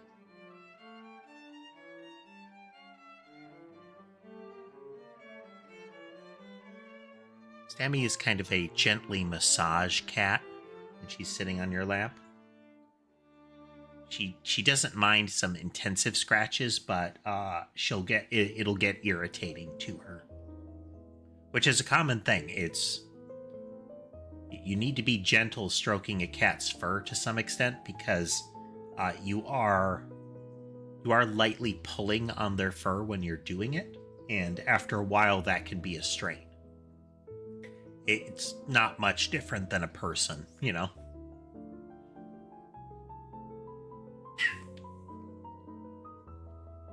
Than a human being. It's after a bit, contact can become like chafing, you know.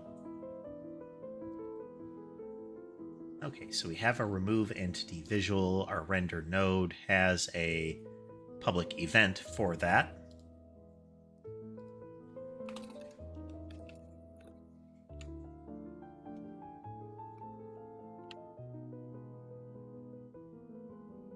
Okay, so we have our on remove entity visual. And in our sprite,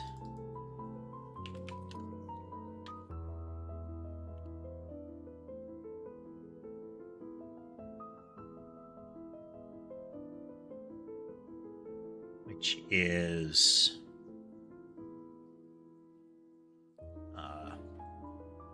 invoke on remove entity visual.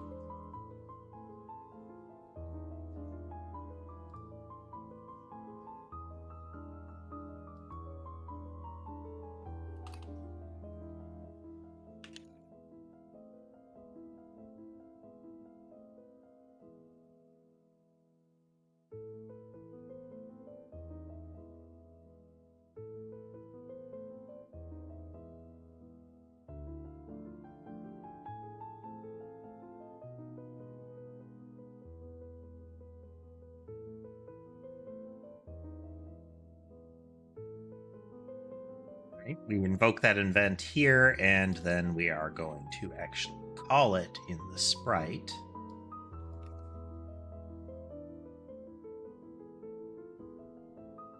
Remove entity, we detach from those events. During the events, we have node.position. And we mess with the sprite.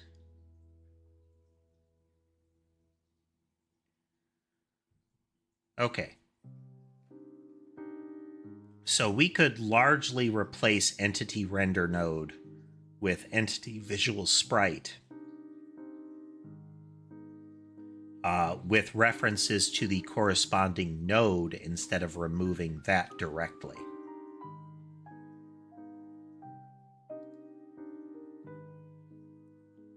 So whenever we're creating an entity render node, we could replace it with a visual sprite at the moment.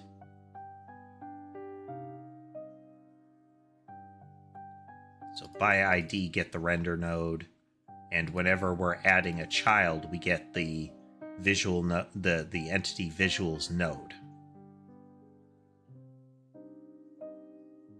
Okay, so let's get an interim in here.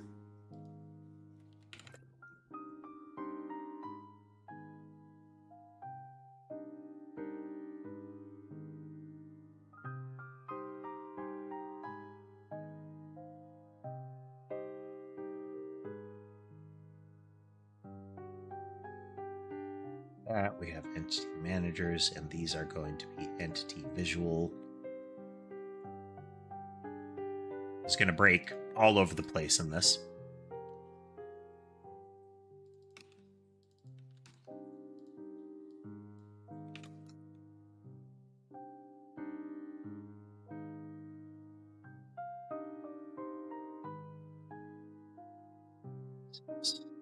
On remove entity visual.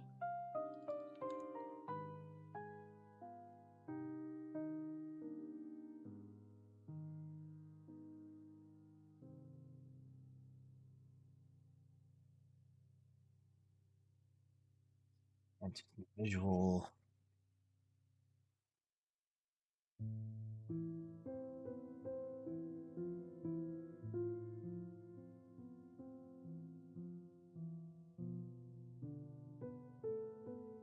Code.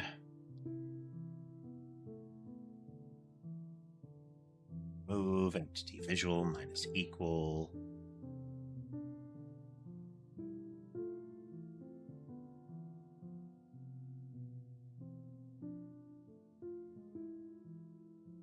Visual, that is a public.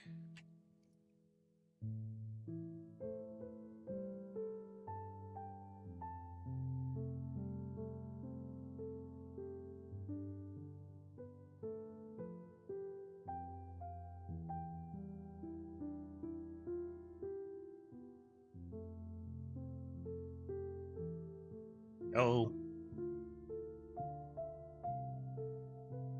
The visual.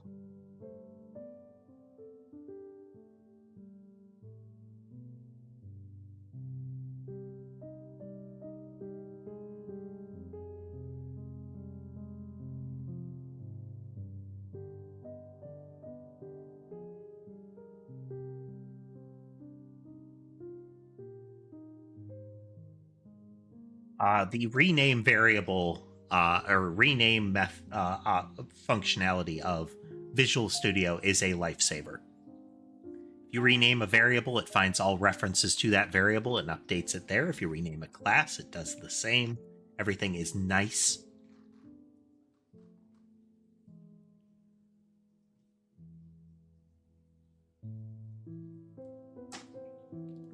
Returns an entity visual.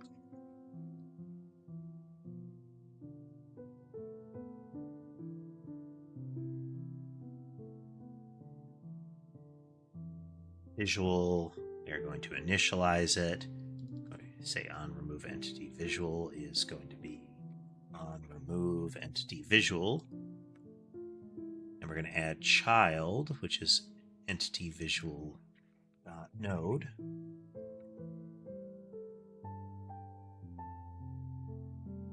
We're going to compile, and this will totally work first try.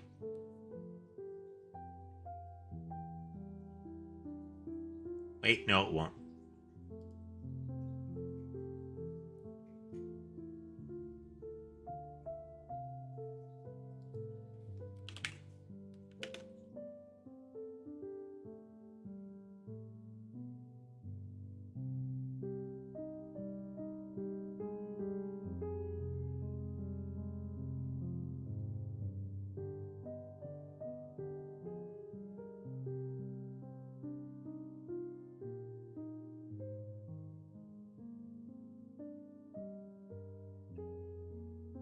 We are hard setting them to entity visual sprites. Otherwise, there would be nothing to render. But it still didn't work.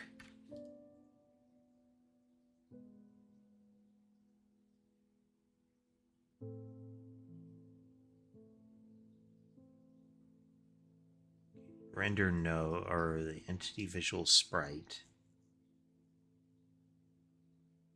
Generate the frames. Set the node's position. Animation to play.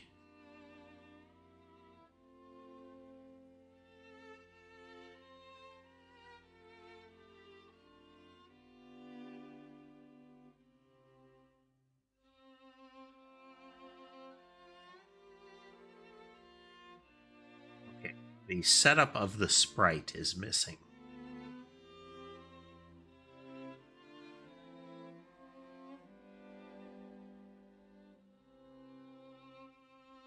Get the entity's texture key, which gives us the texture wrapper. New sprite frames. We make the sprite frames. Set the sprite. previously during the ready, we were creating the sprite.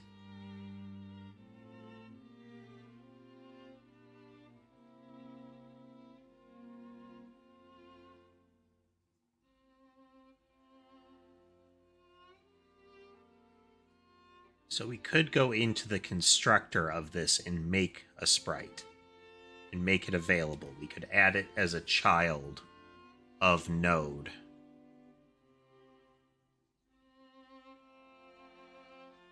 Because node isn't yet part of the tree, but that should still be okay.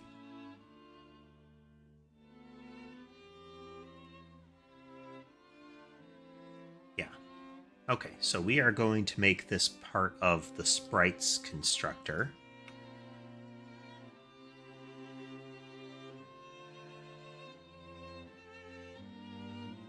You hear something evil.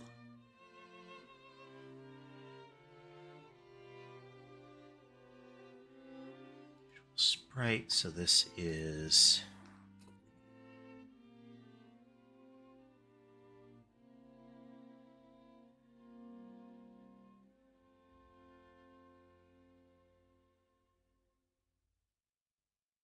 this is our JSON constructor.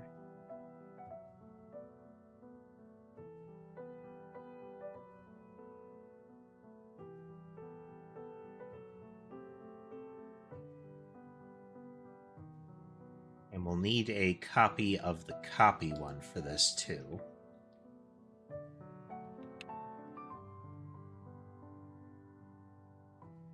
Loggable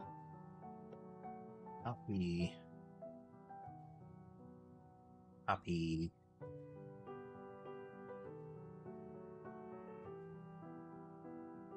do base in the constructor.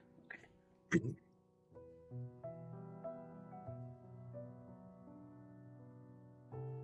Active void.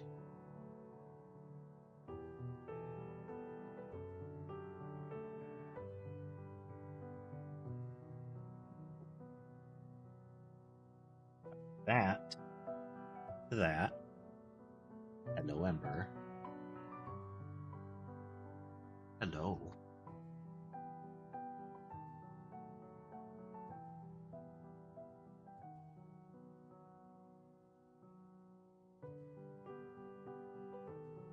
Like right there, it was saying like, oh, for node.addChild, you want to add node to node's child list? Why, yes, I do want to create an infinite tree loop.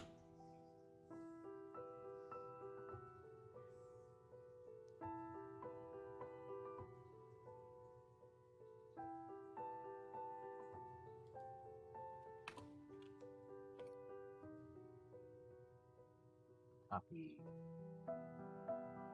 not equal null.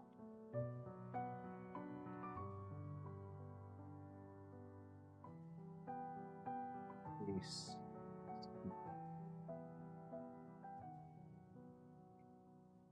visual sprite of to copy dot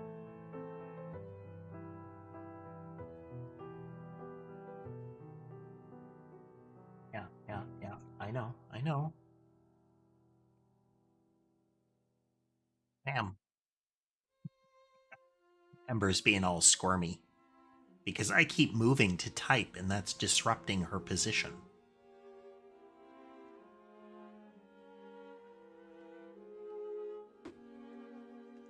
So she gets some scratches to soothe her.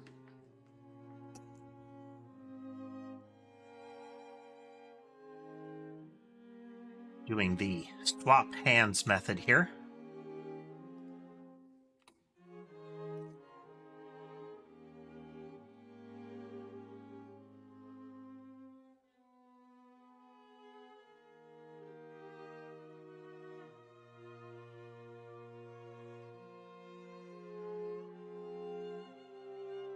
The greatest short film of all time, Alt. What would that be? Oof. You know, rig the Ember. Is that what you're doing? Hmm?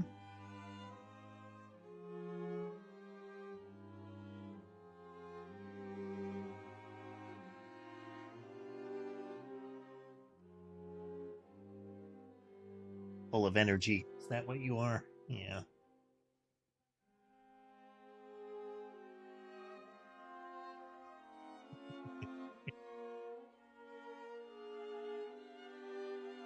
Stalled omeletto. That is... Stalled Omelet is another, I think, good character name for one of Laura's Path of Exile characters. Make it so, Laura. Stalled Omelet.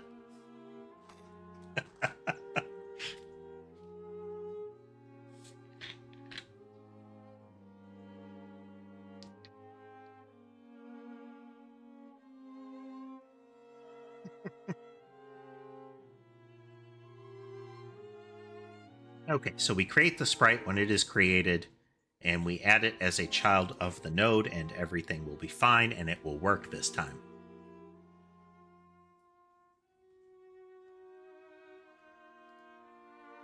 And it didn't.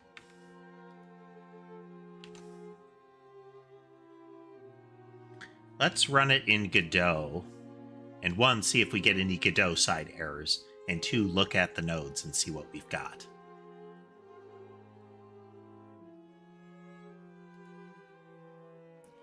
Okay, the entities are still around. And in our entity node renderer, we still have them. They have animated sprites,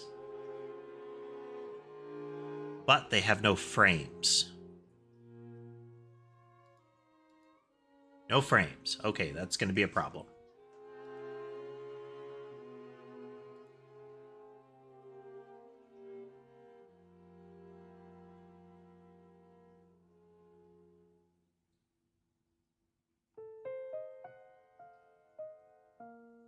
Generate the frames. This is after we do set entity.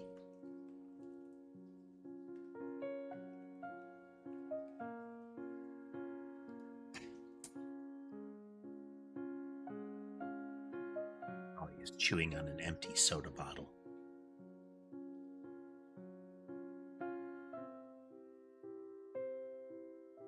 Okay, well, that'll lead to a problem.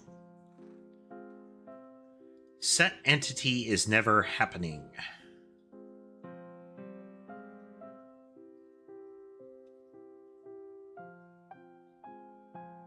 That should happen.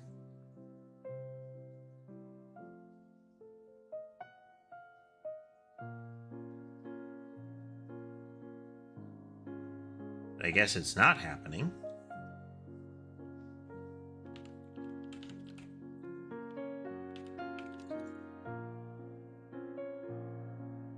It's only an entity visual sprite.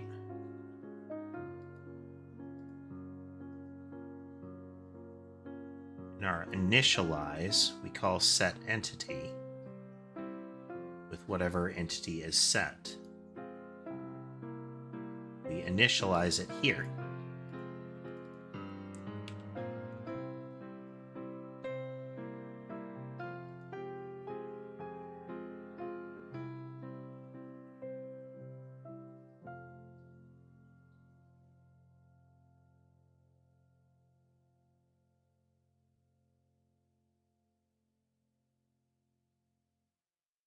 Okay, so we're going to step in.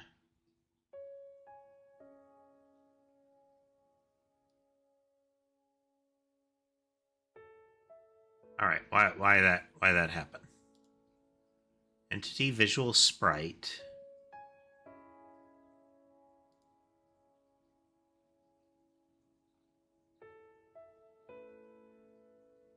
Overrides set entity. Entity visual. Oh, well. Do.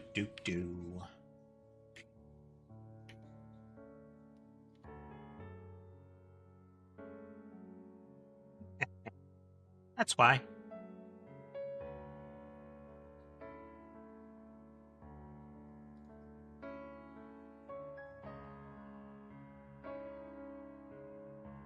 And then we're going to go into actual set entity here.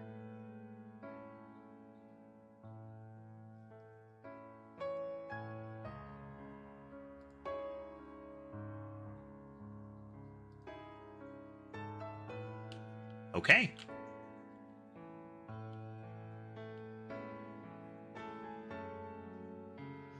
What did we just accomplish? We made it so that the visual representation of an entity is no longer hard bound to the entity. It's still a little. It's still a little. Because the entity carries the texture ID. So if we go here, when we are generating our frames, we are getting the entity's texture ID. We want all of that information to become part of this. So we would have... We can't do this yet because we would need to make the catalog for it.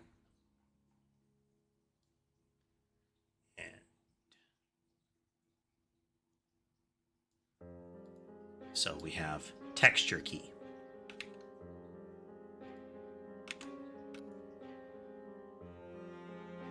And we have...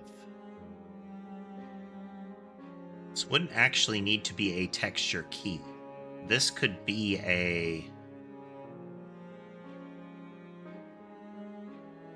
This could be an actual entity visual.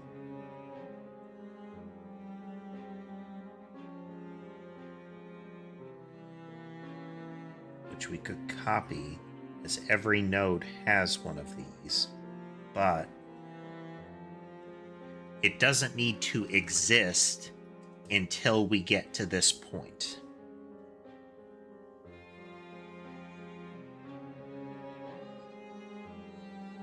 So that is, in the catalog, an entity visual doesn't need to have an actual sprite generated. Like, the catalog one doesn't need to have node.addChild when we get to this point.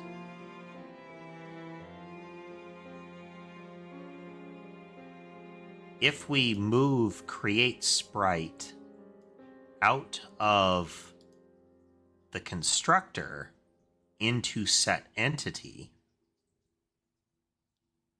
into here, then let's try that.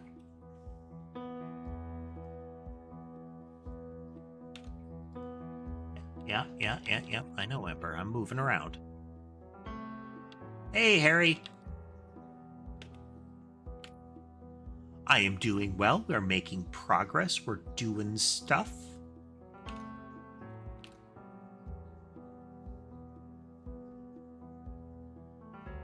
Move that over to here.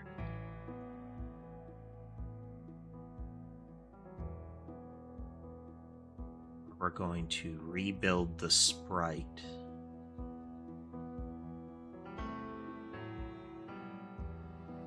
If we do this when we reuse it, we'll have a problem.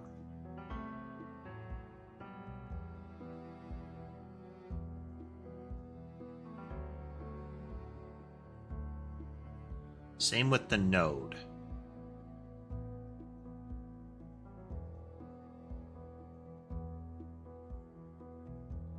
But the node will be created fresh each time. And we only need to manipulate the sprite once. It's that the sprite needs to be part of the individual object. So we could override initialize here and add create sprite.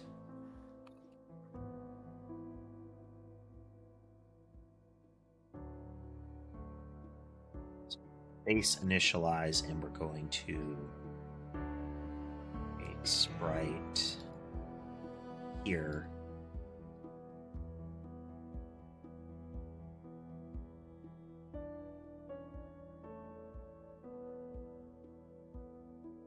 We create it initially.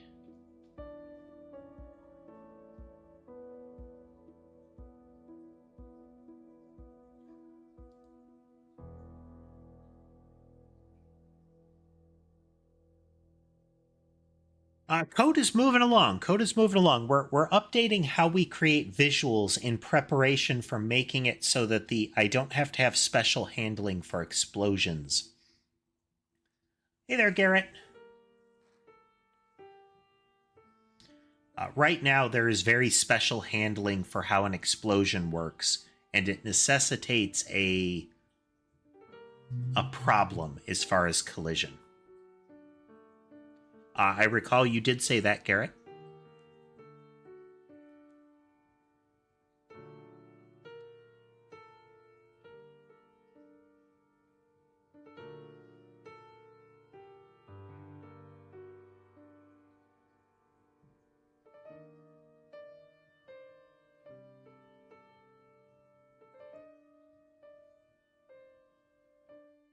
When we create it initially, it's any time we set up the sprite. Like when we create a copy or when we initialize it for the first time, we would create a whole new node in sprite.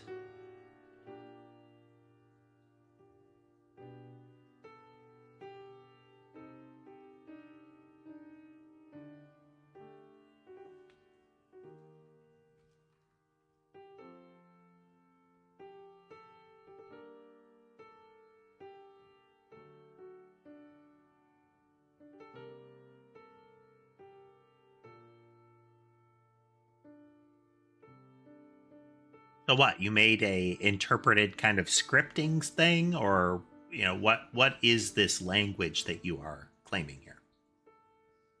Mechanically.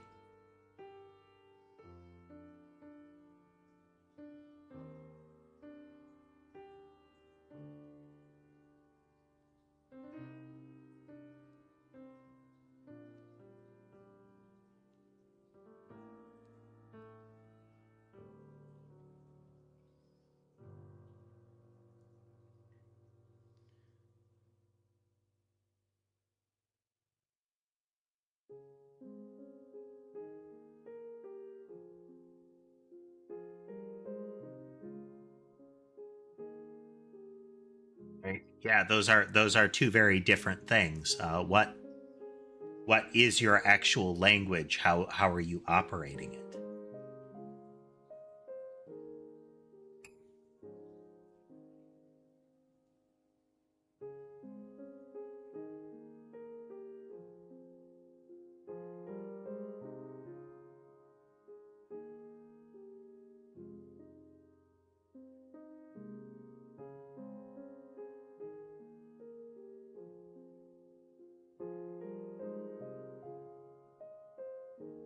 We only need the node once it's initialized the first time.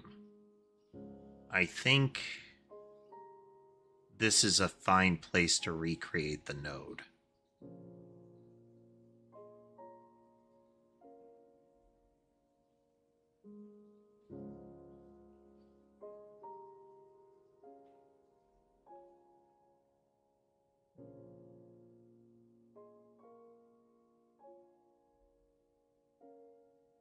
We invoke here, so we unbind the entity. Do this. This is where we could unbind the sprite. We can remove the sprite.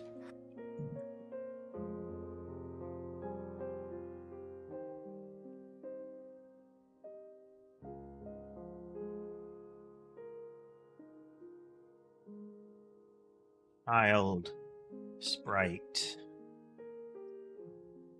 sprite.queue_free. Okay.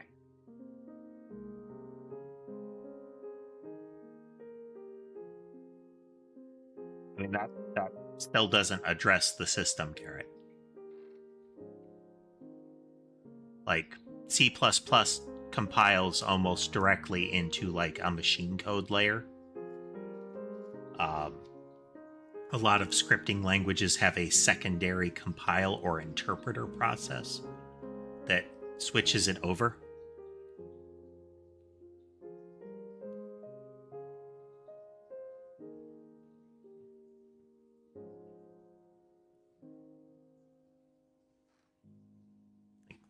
what are you dealing with?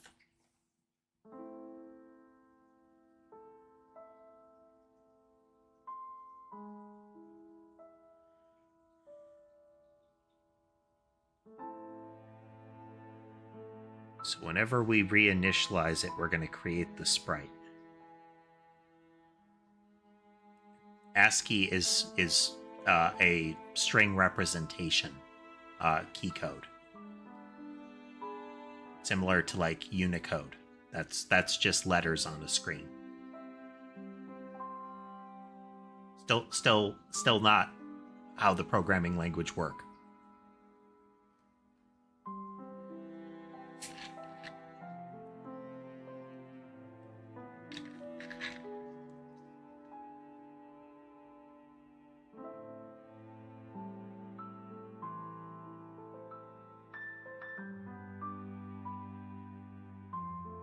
So we already have a node, and we only need to add or remove the sprite. So we can create sprite, and we can, let's see, protected.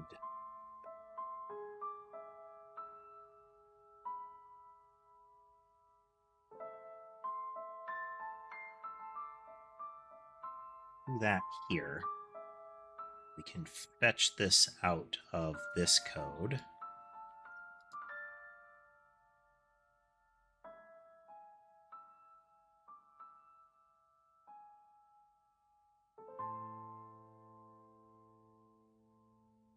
I mean, again, Gareth, though, that's interesting and all, but the thing that I would be interested in is hearing about the actual operation of your programming language. You know, how you are making it actually function, not what it would look like in a text file.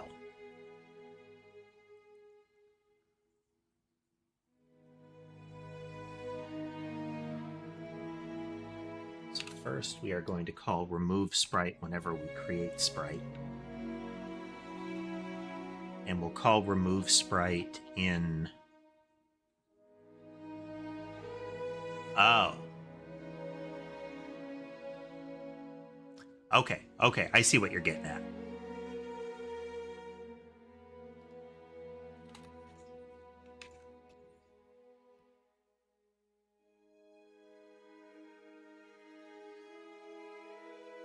Okay, I mean, you are kicking off what sounds like a scripting language so far. So, I mean, that's still cool.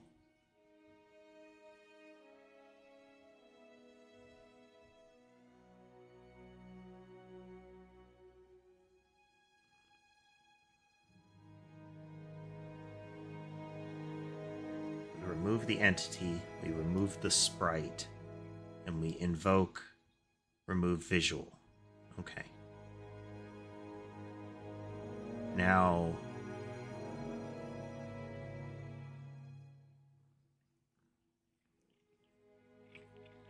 when we initialize it, we're going to create the sprite, which will remove it if it's present, and then create the new ones.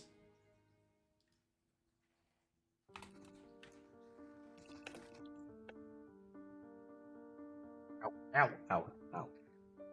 Ember.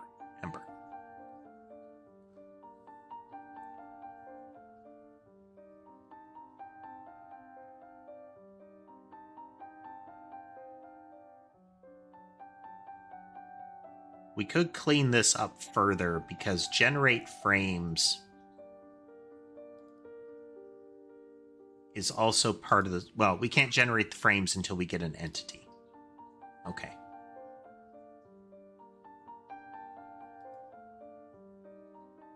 So, whenever we set the entity...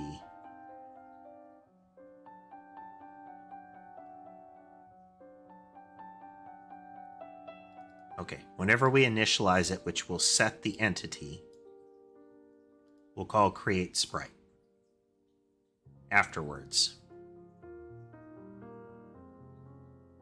But we can't do it that way because set entity will happen first. But we can move this to set entity.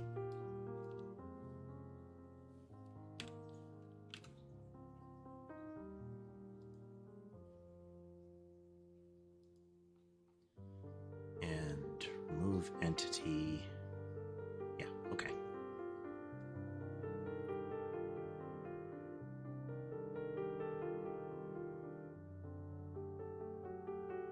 So we do the base set entity. We remove any existing entity logic.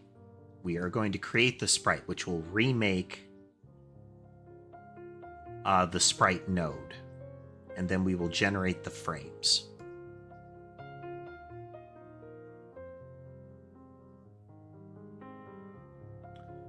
Which we can move into here.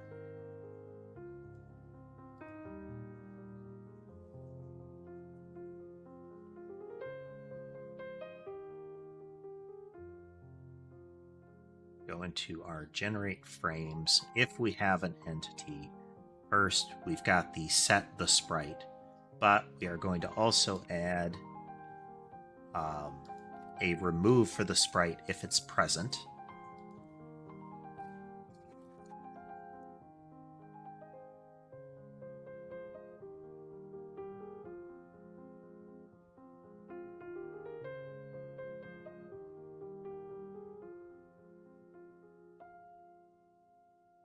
We would bind sprite events here. Actually,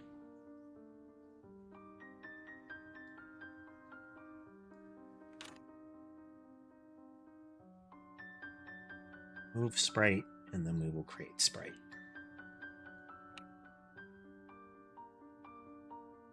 This is called create sprite here. This is relevant because then we can very cleanly have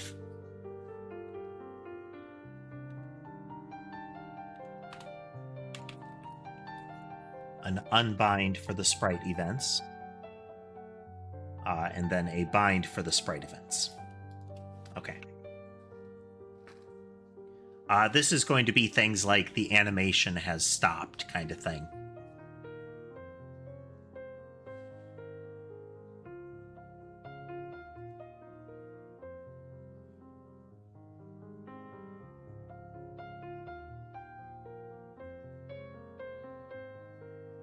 Huh.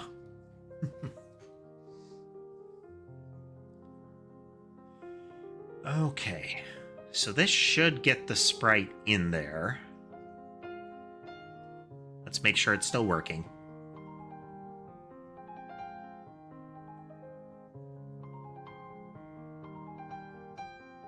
It's still working.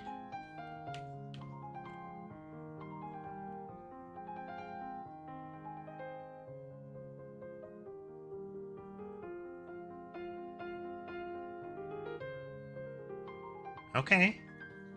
Got visuals in place. Everything's still functional. This is good.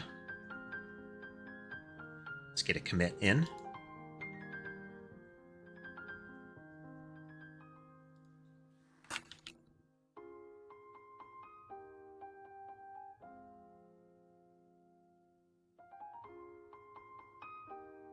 Now, it's not ready.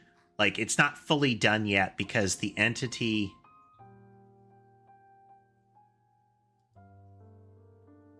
Close my source control there.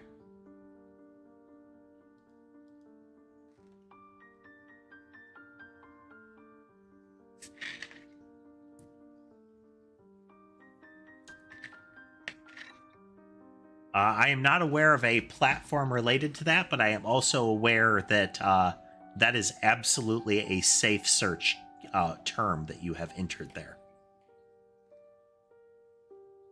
Even if the platform that you are referencing is not in context of that, that is something that is definitely something you should safe search.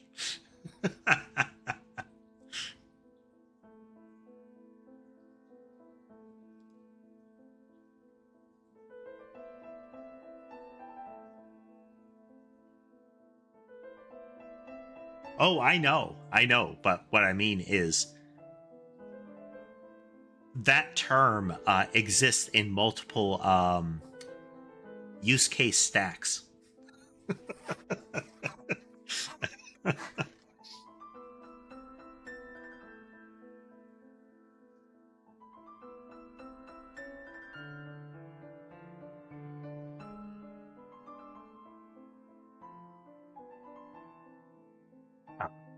I'm reminded of the College Humor Brennan Lee Mulligan president, a message from the CEO of Twitter. I'm sorry, no, Tumblr thing where the guy is convinced that internet rules and acronyms mean different things than what he thinks.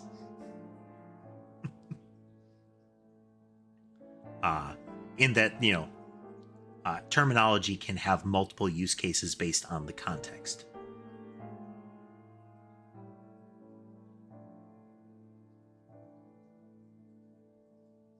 Not surprising.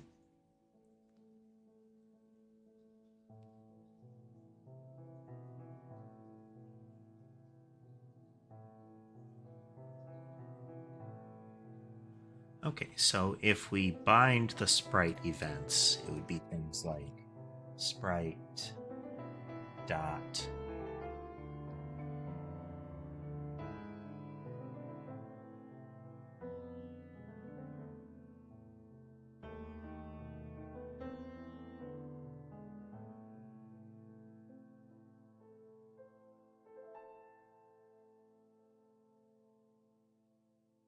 here that stuff changed. We don't.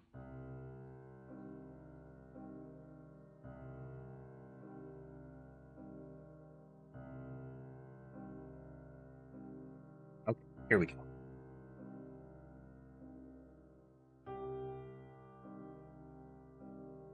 This equals sprite animation finished, which we will just call sprite animation finished.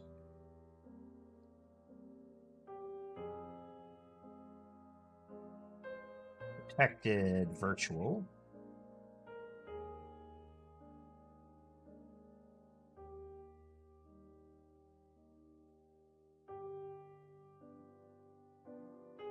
There, and then we are going to go into the remove sprite. If the sprite is present, we are going to unbind that. Don't know that that's really necessary, but what might happen if we don't do this is that when a sprite event were to fire, it could trigger this. But since we're removing this sprite, this is not really necessary. But we're going to do it anyway for cleanliness. It's kind of like nulling variables that you're done with. It depends. I mean, you can't borrow them, but you can look at the kitty cats. Let's see. We have Sammy. We have Sky visible.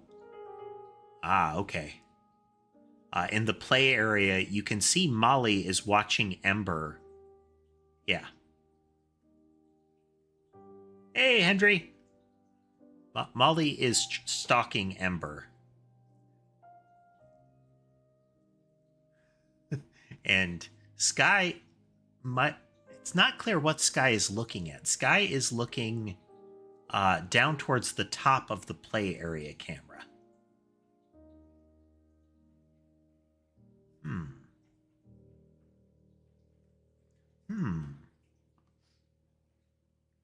All right, Alt, thanks for joining us. There is a decent chance that Molly's going to take a rush at Ember. I don't know who it was. I suspect it was Ember or Sammy that did it. But Molly has a little scratch on her muzzle to indicate that she needed to learn a lesson. Because I do recall a very emphatic hiss and a thump. So Molly may have pushed the limits a bit. Hello, Ember. Ember is teeny tiny, but she's a bit of a cranky old lady sometimes. She frequently lets the other cats push her around because she's usually non-confrontational, but she has her limits. So my cats are very prone to trying to do things like step on keyboards, pull on cords, that kind of stuff. My keyboard is protected by what I refer to as the cat shield, which is a combination of an acrylic shelf that would frequently be used for things like a monitor stand, a couple of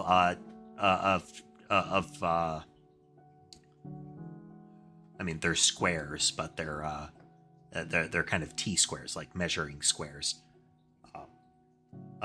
to make like a angled roof over the keyboard. Every now and then, one of them still tries to squeeze under it, Molly especially. But it was especially important back when Tom was still around, big old Maine Coon, because he would like to roll his head onto the keyboard or slap a paw down. And if you're familiar, Maine Coons are great big kitties, and Tom's paw could easily hit like 5+ keys at once.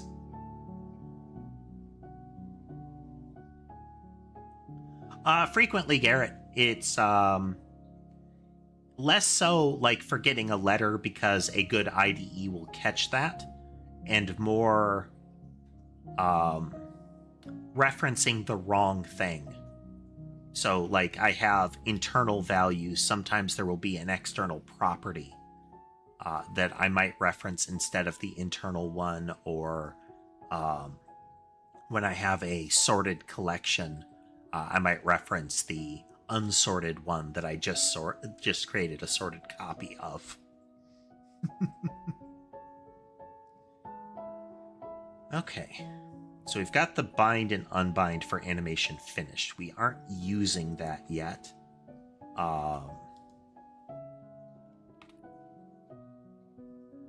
Click.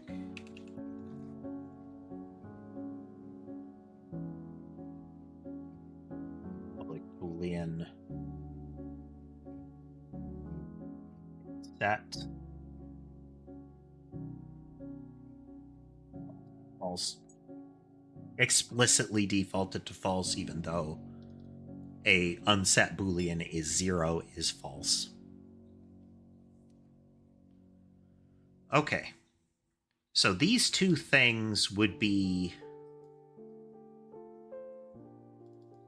an entity visual would not have a texture key. This would have a texture wrapper.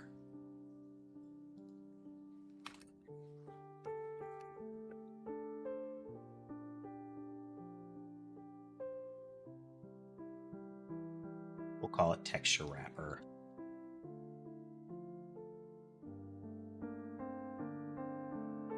Still have a get set, and it needs a converter for that.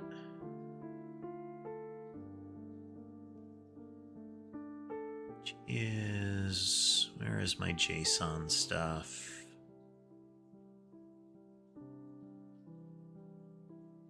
JSON texture name converter.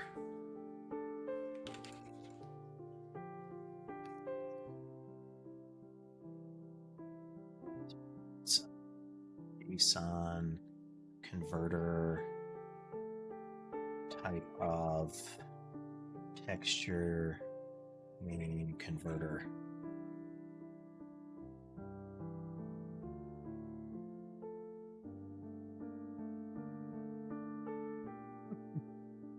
Yeah. Wrong symbol, like wrong operator, can be tricky, and especially if you don't have like a tool like an IDE or a compiler that is going to give you a result that makes sense. Because if the misplaced symbol is still a valid symbol, it's not necessarily going to be a compile problem or a hard error. Okay, texture name converter. Let's verify. Okay, no, that will convert it into a texture 2D, which is not what we want. We want a texture wrapper for this. So that needs to be a catalogable name converter.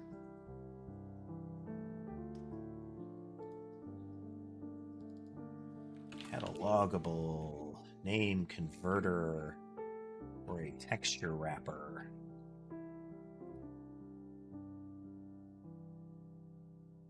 Thanks for swinging through, Garrett. Okay. So this will get us the texture wrapper, and what we do is we enter it.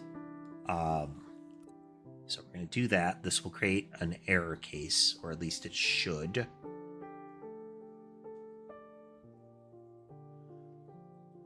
Mason tends to swing by and sleep on the bed during stream a lot.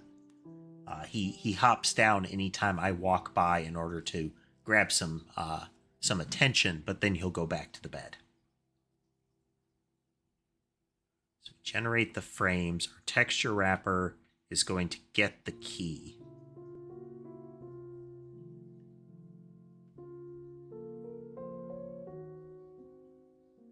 But that's okay. We can just say texture wrapper here.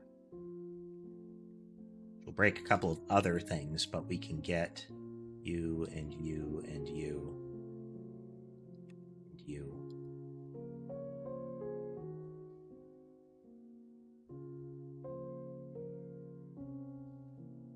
Now, the fun thing is, I'm wondering if we're going to be able to duplicate a sprite. Because if we can duplicate a sprite fully,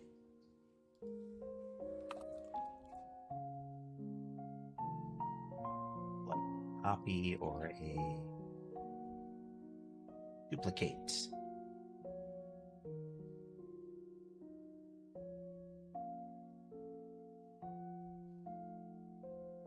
Yeah. So when we create a new sprite, if the sprite already exists, we could copy it. This is relevant because once I have this how we want it, where we are not getting the entity's texture key, but instead we're just taking the texture wrapper from the cataloged value, as soon as the texture wrapper is in place, I could make the sprite. I could have the node created already heading into this, such that when we copy the entity, we duplicate that whole thing. Because again, the sprite can be determined as soon as we have the texture wrapper, as soon as the object comes into actual existence. I don't need the entity for that. And entity visuals will be an element in the entity. The entity could contain the key of its entity visual. It will mean that as far as the node renderer, we're going to need to get rid of some of the ways that it caches. Because we don't really want to reuse them, given what we've got here.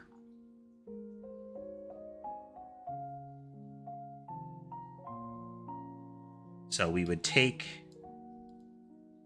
like, rotate to face is based entirely on the texture wrapper. Hey there, Minty, welcome. So we don't even need rotate to face because we have texture wrapper right here. So if we call you, that will create some error cases. So we can say texture wrapper is equal to services.catalog.copy. Copy texture to copy. Let's entity visual sprite.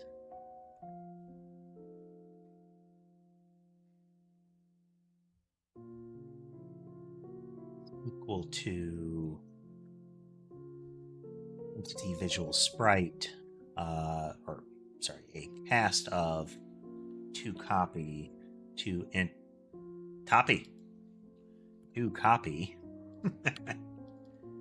of visual, and that is as a visual.texture wrapper. This is as a texture wrapper. Ta-da! then play once is equal to no.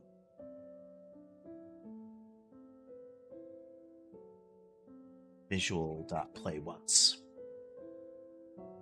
We'll need that later.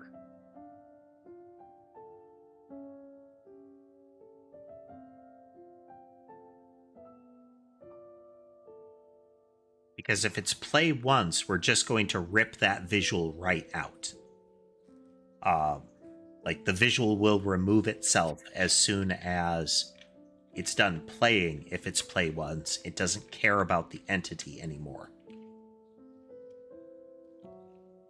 Yes.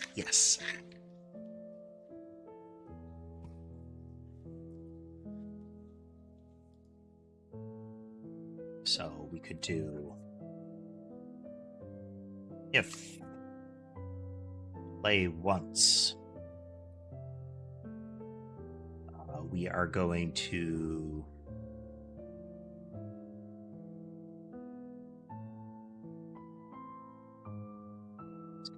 if texture wrapper dot rotate face.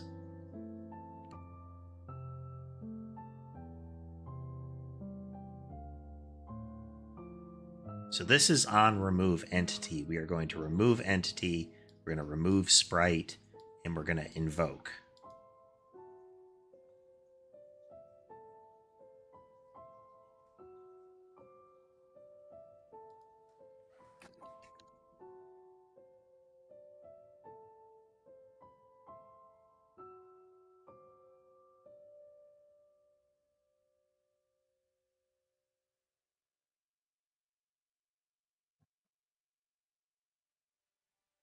I want to be careful about naming this.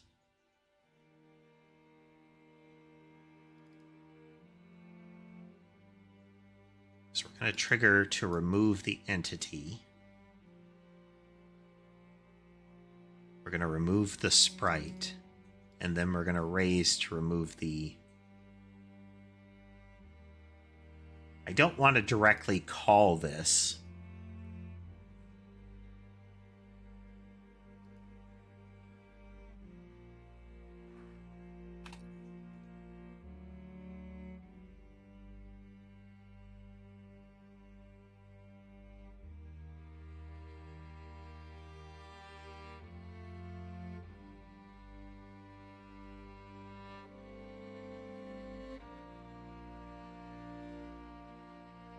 Say trigger removal.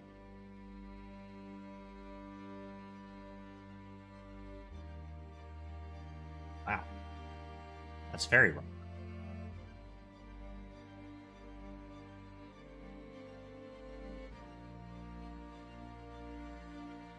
So if the entity goes away, then the visual goes away. If the sprite animation finishes and we're only supposed to play once, we also trigger the removal. So if in the explosion visual, I set everything up the same way, but subsequently say that its play once is true,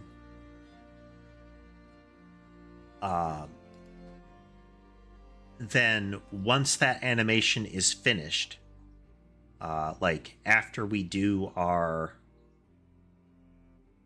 play animation here,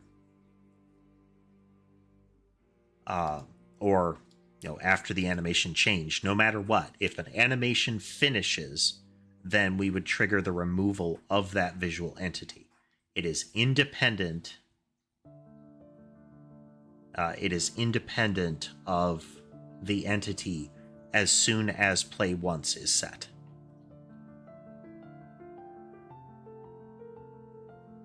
Well, it is partially independent of the entity. So I would be able to create the explosion, and its visual would be this instead. Would be the same animation as normal, with a given texture wrapper, but it would have play once set. which means to get this working, we need to have the entities have an entity visual key in them.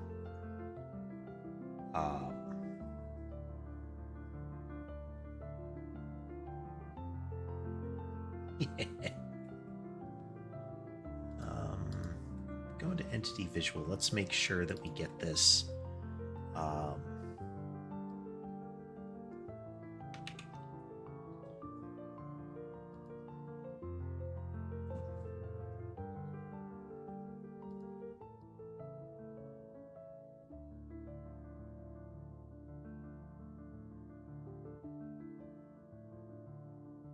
Entity visual.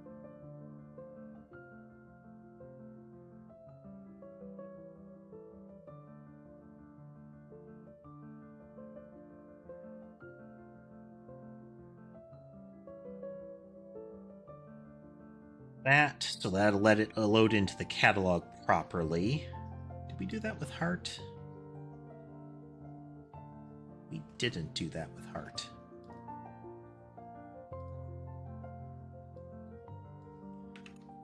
Don't know that we actually need that anymore, but I'm actually going to keep including it.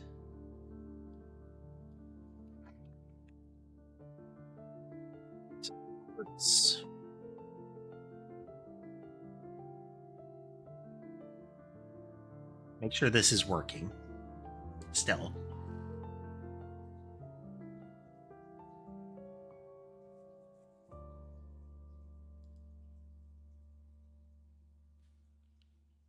Okay, we are still functional.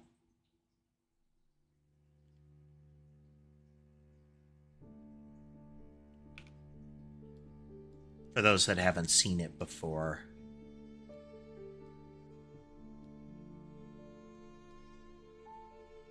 Let's do spiral in, then wave, then explode.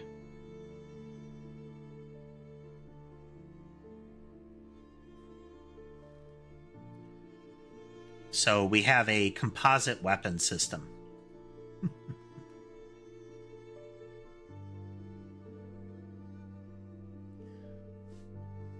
They are adorable, Garrett, but they are also well concealed deep in the bunker.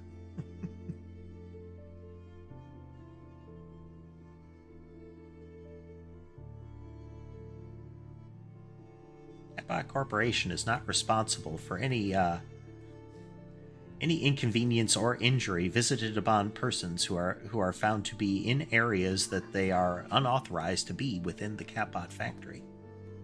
Visitors are to be informed, or will be informed by posted warnings, that all areas are unauthorized areas for visitors to the Catbot Corporation Catbot factory.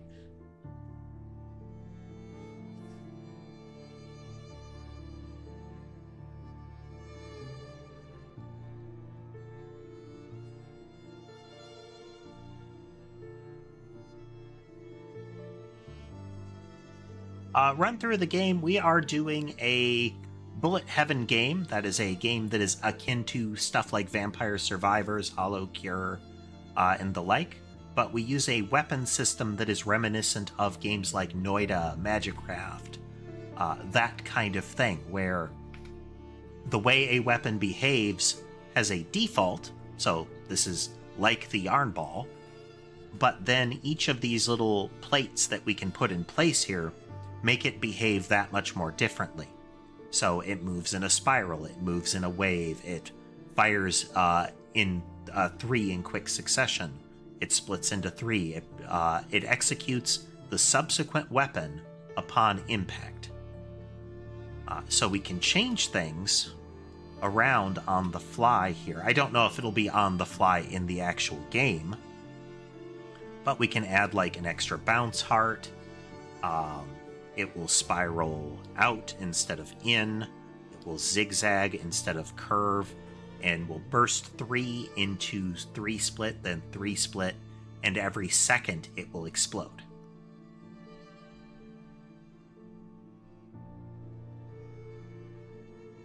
So we get very different movement results.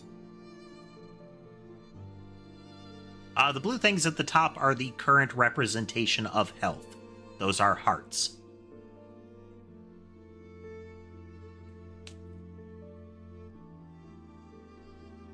Or the equivalent thereof.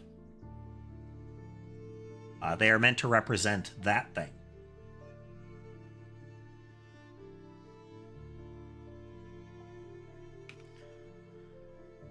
But yeah, we can change fundamental behaviors of this very easily.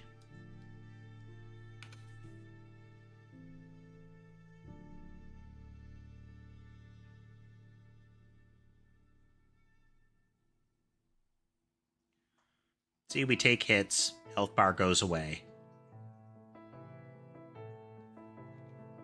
Let's do after 3 seconds. So we do burst 1, it arcs out in an awkward zigzag. So a core element of the gameplay is going to be not only choosing a weapon set and upgrading it in general, but also figuring out combinations that amplify the weaponry to its maximum when available. Because the modifiers are as they are, it's going to be possible for us to make a very wide range of power-ups that will add more variety to the game, or at least that is the thought.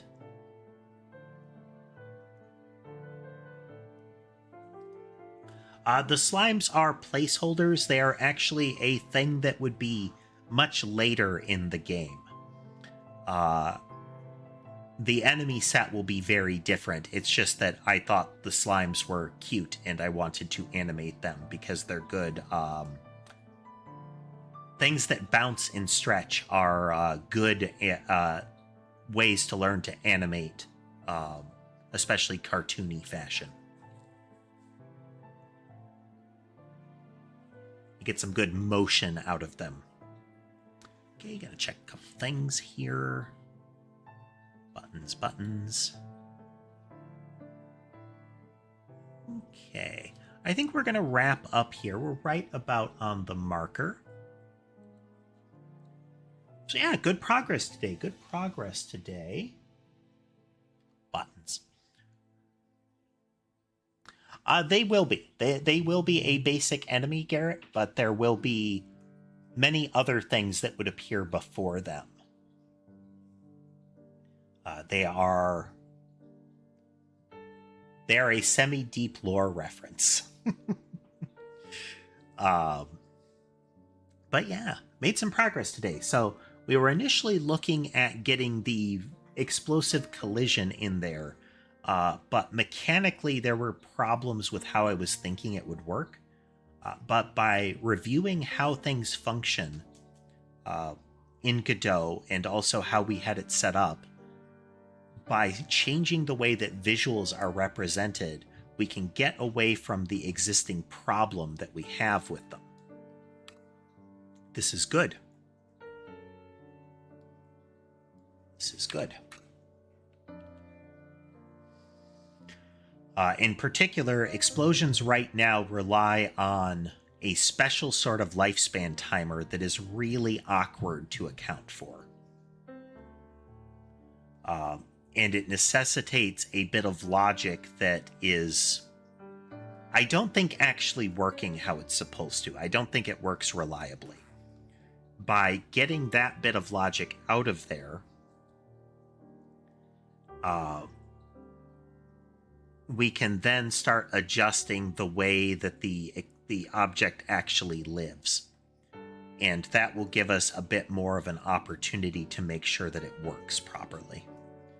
This would then allow us to extend into other special ways of representing damage as well.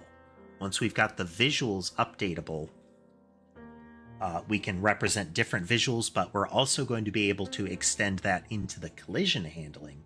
That same sort of logic to, instead of it just being the collision handler for this draws a circle, it would say, hey, I'm also going to do like a ray cast or something like that. And see, is there anything in this straight line? that straight line might only fire once, but then it has an animation that could play out over the whole distance.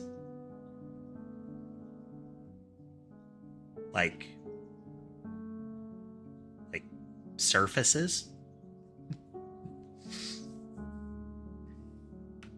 You would need to clarify.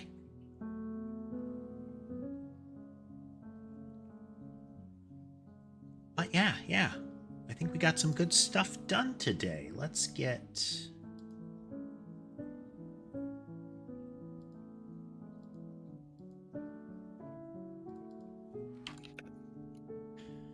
this logged here. Catalog types in.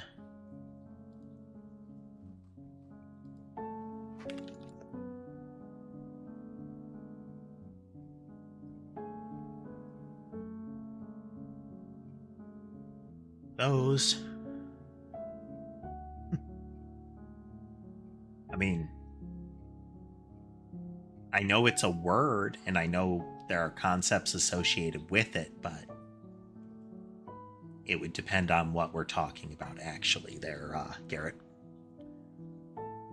But in any event, again, thanks everybody for swinging by to watch with us. This week we are going to be once again trying to get a lot of coding done.